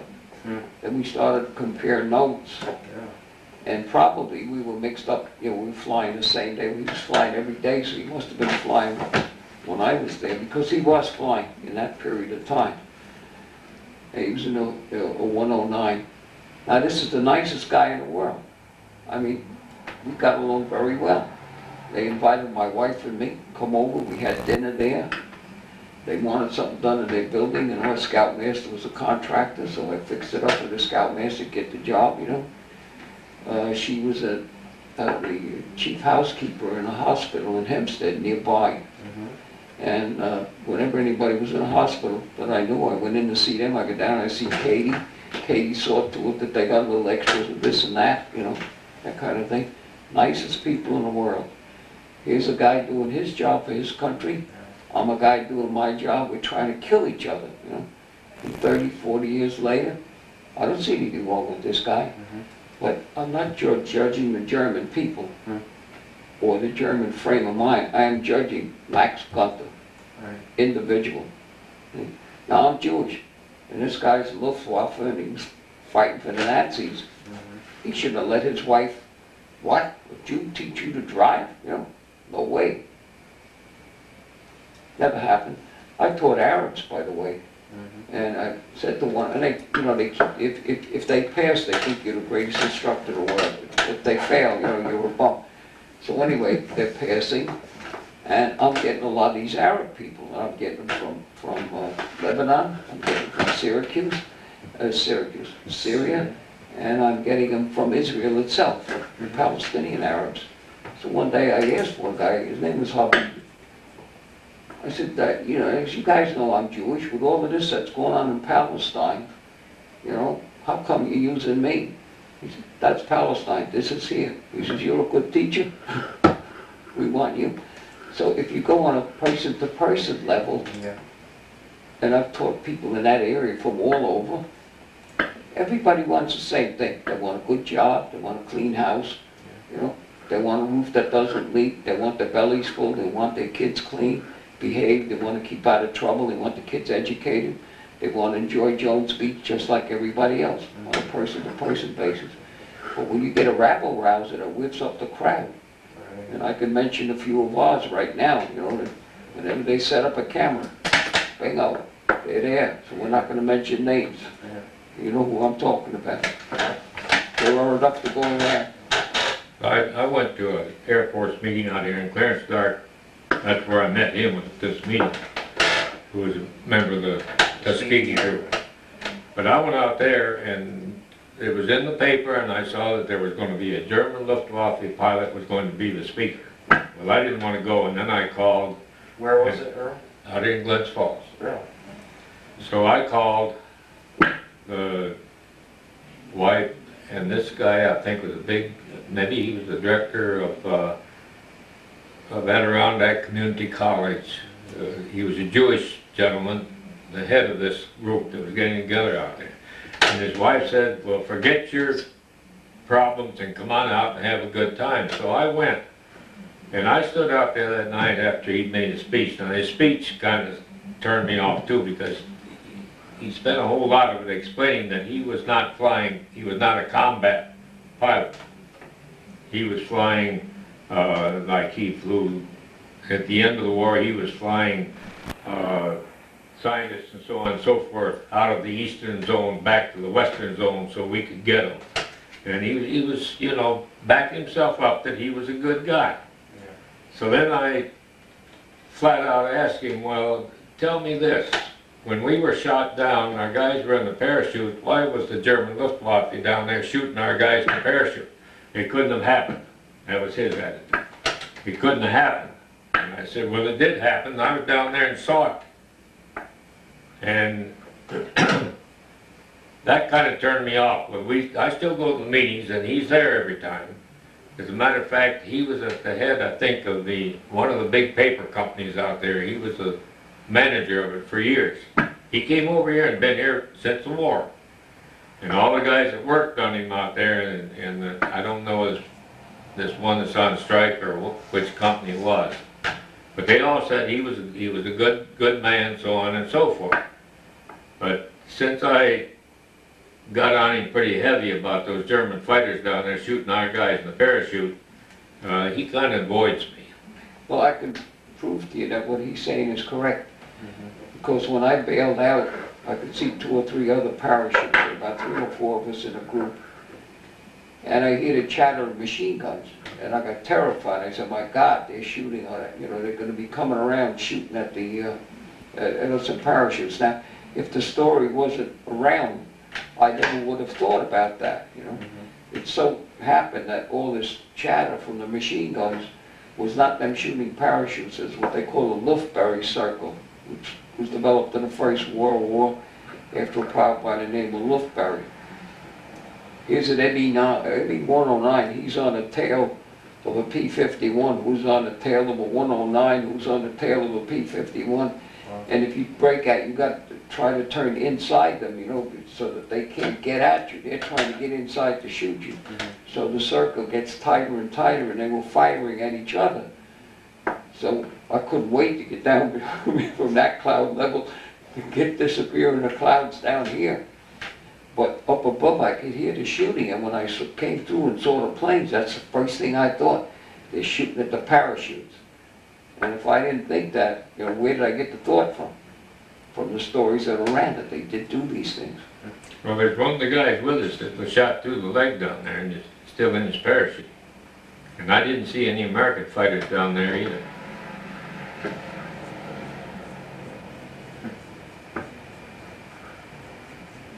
Things are rather hectic. Another thing that came back to me yesterday that I hadn't thought about for a long time. By the time I got on the ground, we got picked up and we were put in a building, which he remembers. It reminded me, that's the first guy I've seen in years that was in that building. I could never find a guy. I met a lot of POWs, never find a guy in a building. And he remembered I was 1 or 2 guys that wasn't wounded that was going, and everybody else was wounded in one way or another. Some guys were burned, they were just black, looked like black chicken or something, you know. And Must have been terrible. Hmm? Must have been terrible. Well, it wasn't good. And Now, first, see that, this is what I'm talking about. I just went off on a tangent and I forgot the damn point. were you going to talk about the first aid kits? Well, the Germans, We we were all carrying- carried, Boy, First aid they kits on their snatched seat. them so quick, so we had nothing to take care of our the wounded. German soldiers come up, they get a knife and they cut the whole thing. They had iodine. They wanted it, yeah. They took it for their troops. We had nothing for ours. You said you were 1 or 2 guys who wasn't wounded? Yeah, him and No, I. it was before that I had the thought. So, him and I were trying to figure out This happens all the time. how we were I gonna think take you're care doing of it. I forget in the middle of the word if. I think you're doing great. So anyhow, we're going around, we look for the packs, they're going nothing there. So I know I took off my shirt, took my undershirt, because I always wear an undershirt. We cut that up and tried to use it for a bandage. And finally, we got the Germans to bring us some stuff for wounds. Like paper to dry your hands with, that's what their bandage were. They brought us some grease, so we more or less put something on the guys that we could. One guy had his back, remember one guy, he landed in the tallest building, he hit it on the roof, the sheet collapsed, so he fell about 35 feet down to the ground and he hurt his back, and he couldn't move. Every time he tried to move him, he was in big pain. So he's the one I carried across Frankfurt So on my we back. had everything, legs. And I don't know whether he just got used to pain because he never uttered a cry or anything. And I was hurt. When I hit the ground, I ruined my left knee. It was about that big. It was all swollen up. And I walked with him. I don't know if he was with me when I was carrying my parachute and they walked me from the field. No, you weren't with me. Who the hell was with me? No, it wasn't me. That's when they walked me from the field. They made me pick up my chute and carry it, and they took me to the Burgermeister's house. First one I saw on the ground was Pam. Yeah. And he was the happiest guy on earth to see me. From your Because, crew? yeah, He was a because he tail was a tail gunner, see, and he was afraid that he had bailed out, and the rest of us had gone back to England. When he saw me, he knew he'd done the right thing. You didn't know the plane blew? Well, no, but he knew to get out because he saw the other crew up forward and he motioned for them to go. And the one guy standing there, he shook his head, he wasn't going. And he died, that's one of the ones that died in the plane. Yeah. And I still think that was strictly a case of where, these, you see, these are the two small guys. This guy was in the ball turret. He was standing there on the waist gun. And these guys would switch off in the turret. And I think they had a deal between them. If I'm in the turret, you don't leave till I'm out. And Joe was standing there waiting for him to get out. He stood there too long. And I The escape door was gone, and I think, Lindquist, I think he must have gotten out, and he probably was wounded. Because on the ground, they came back, and the Germans told us, comrade bleeding, but they wouldn't let us go to him. I remember now what I was gonna say. If you back up, it goes to what he's talking about. When our plane was hit, to get to the point of the story, the pilot pushed the bailout button, you know, and the bell or something rings an alarm and you're supposed to bail out. So I started to bail out and I had my feet were already hanging out and I realized the plane is still flying straight and level. And everybody knew many a time half the crew bailed out and the rest of them somehow got back. So I figured this thing is still straight and level. You know. So I came back in the plane, I hooked up to the interphone, I got an oxygen bottle, and I called the pilot. I said, what's wrong with the airplane? We're still straight and level. He said, we're on fire. I said, where? He said, the waist. I crawled through the bomb bay and back. And I've crawled through a bomb bay since then, and I don't know how the hell I ever did it the first time, because you can't get through that bomb bay today. Maybe I'm a little bigger, I don't know. Anyway, I opened the door in the back and I see just flame. The rear end of the airplane, from the radio room back, it's just solid flame. I closed the door, I came back, it was straight level, and I bailed out. They tell me that the airplane blew up about within a minute or two after the last parachute was seen. I heard the story later from ships that got back. The part that I remember, that I forgot was, we're in this big room, you know, and this is 3 or 4 hours after we landed. And then I got the shakes. Was that us? And my nerves were such that, you know, and up to that it was perfectly normal, as normal as I'm sitting right now, as I am here now, I was then. But about 4 hours later, We were gone. it was uncontrollable. I guess it must be the delayed reaction, I guess, because I've heard this Yeah. from other people. Did all your crew make it out of that plane? Yeah, The we whole all- crew make it out? Everybody got out of our airplane, but the tailgater, the Still gunning. tail gunner, who was the lieutenant in the lead plane, the co-pilot flies in a back position, and he polices the formation. You know, he would get a little tidy, this, that. He calls off whatever he sees. He's the eyes in the back of the pilot's head, the air commander's head. And he became a streamer. That means he bailed out, he popped his chute. The chute came off, but it did not blossom. It just streamed. So he went down. His name was Ford. I don't know his first name, but his name was Ford. He was on your plane or? No, it was from the airplane I was in. Oh. My airplane, you talk of different things. You talk my airplane with my old crew. Oh. We're talking You saw this picture. the second tour. This is the That's on the same day we got Is that the shut one from down. National National Geographic? Geographic, right? Yeah, November 2nd. yeah. Is this it? That's it. That's the day we were shot down. I'll have to My get- wife says, what, just tell them that's you. Can you see any markings on those planes? No, but the deal is, this one's got, you can see dropping bombs. Yeah. So that was, And we were already off the target. so there was somebody on that group getting smashed. But that's what our plane looked like. That's what we were going through. You guys dropped your bombs, right? Yeah, we'd already dropped ours and we were 5 minutes out this way when we got hit and went down. Do you have this magazine or is this just? Yeah, I got the magazine, everything. Can I see it? Picture of That's that? what it looks like when that happens. You become a ball.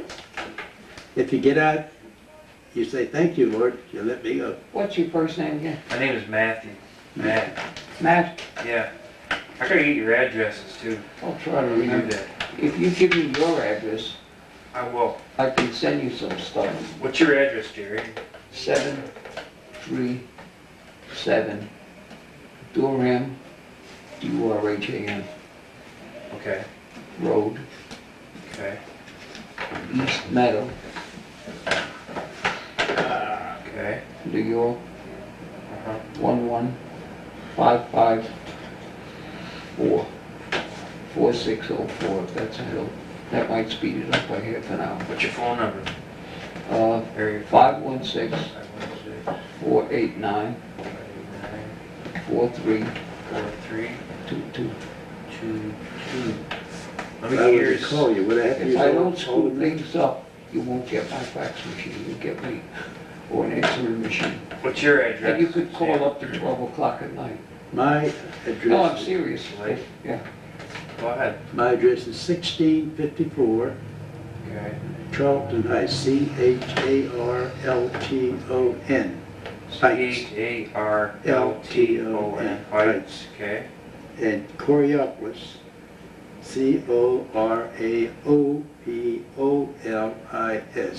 C-O-R, go again, C-O-R, A, Cora, and Opolis. Sounds like he's reading an eye chart. O-P, what? Opolis. L, okay. That's the One old word. Indian name. Coropolis, Pennsylvania, P-A, okay. 15108. I think the other digit is 3017. They give us, but we don't need it. You don't need it. What's your phone number? And 412-264. 5674. Used to be we just dial the number, now we gotta put the area code when we dial. Is that where you showed up? Yeah. They keep saying we're running out of, Area code, all right. there we go.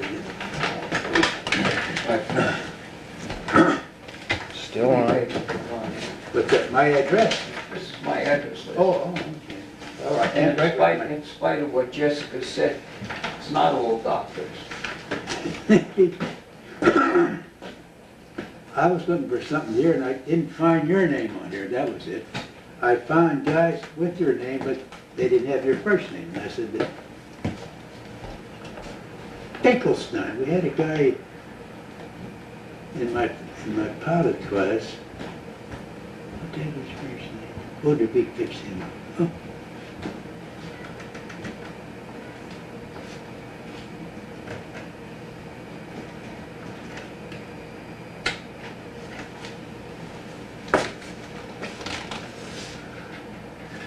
Oh, Kagashiba, you know him too, huh?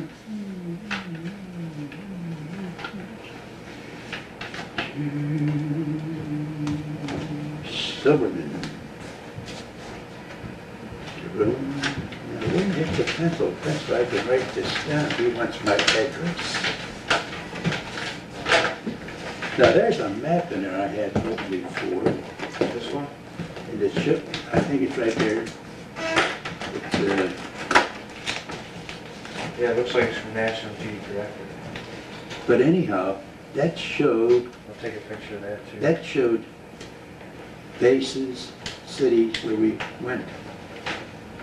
Where do you want, on the back side of that paper, on the first page or second page? Oh, you found it, good. Just write on the back so I find it, Take a picture of it. and then I'll just put it into the computer. Is this your diary? Letter? Or Yeah, can I take a picture of it? yeah. There's 2 pages to that.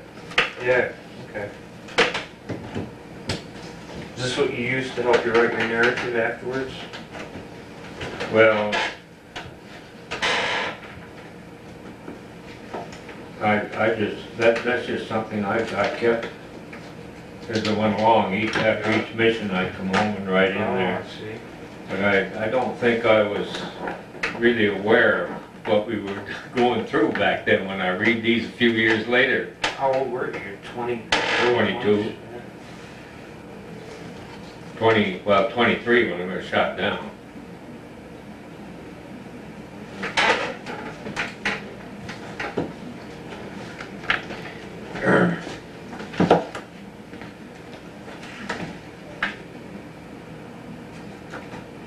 March 94.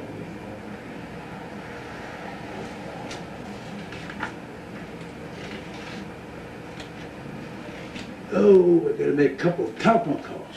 Gotta call the US Air, verify my trip home tomorrow. When are you going, tomorrow? Yeah. And I gotta call my brother, make sure he's picking me up. The baby brother. Where's He's only 70. Sullivan? He's going out to get something, I don't know. You know him. He might have gone to the bathroom too, we don't know. Hey, you know that horse of mine's been done, huh? Yeah, I'm gonna put it in the car. You all Long. gonna still try to go to the museum?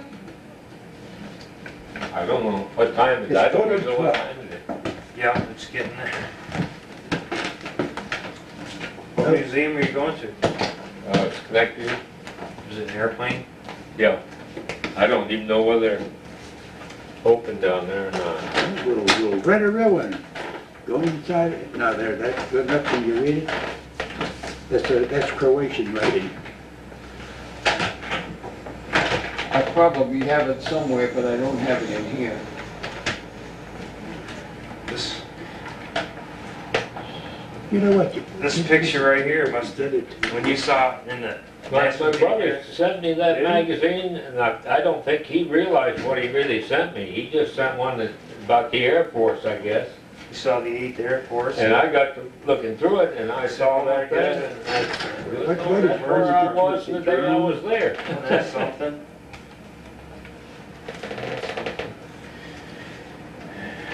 March 1984. I'm gonna write that down. I'm gonna get that down. M-A-N or M-E-N?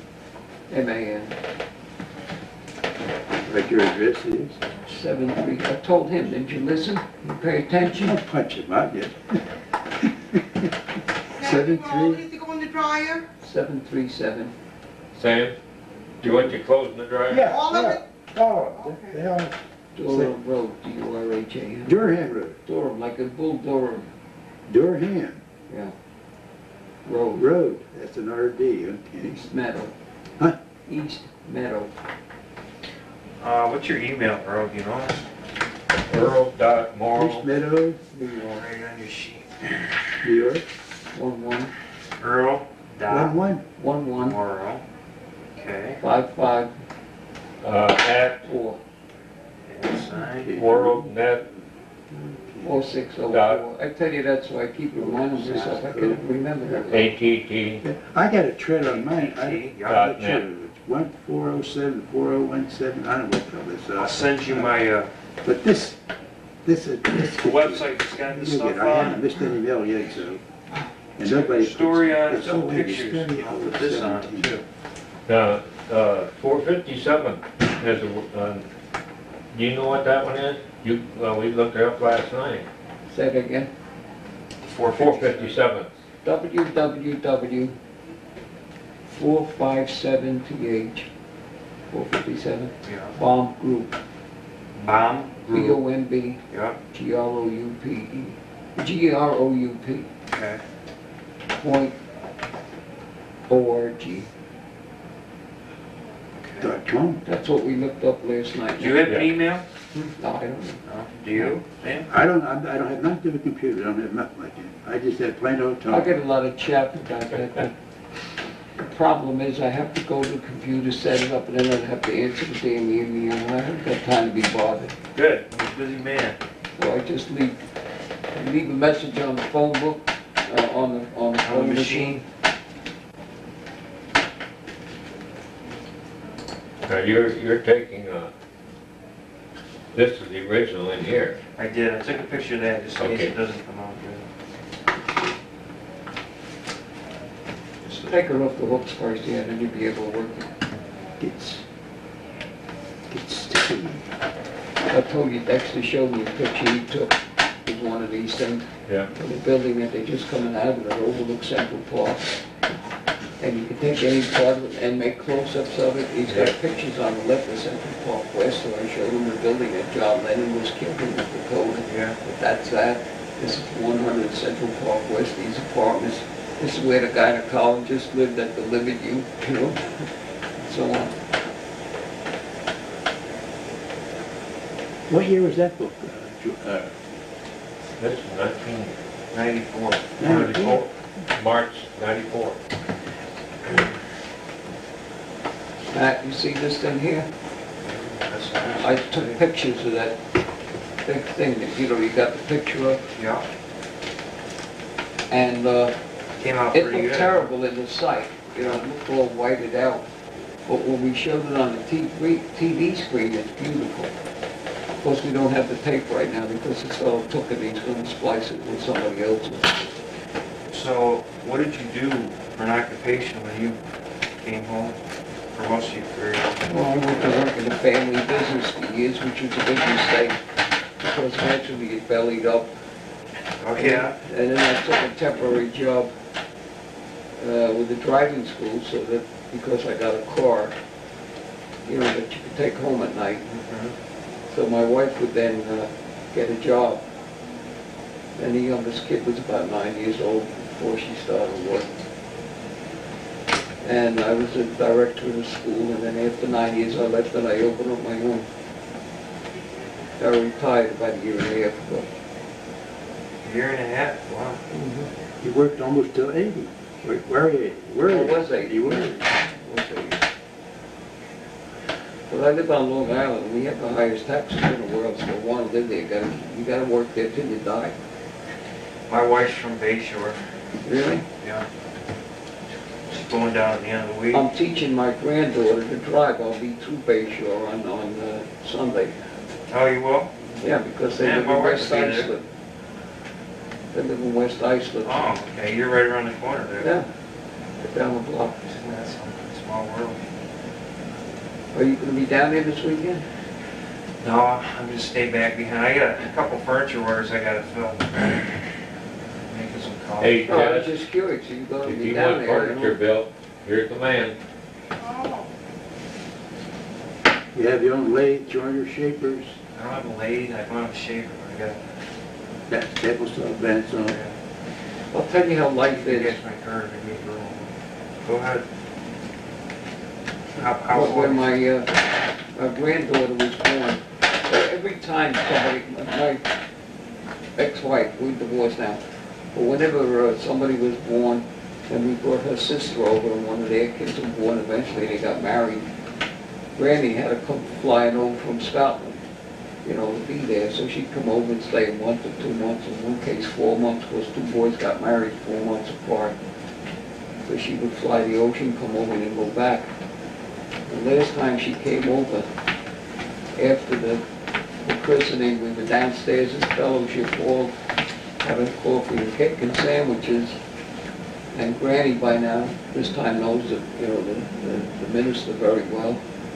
He always used to announce her in church and won't she beam, you know, and all that. So I said, you know, Harry, you have to be careful what you say.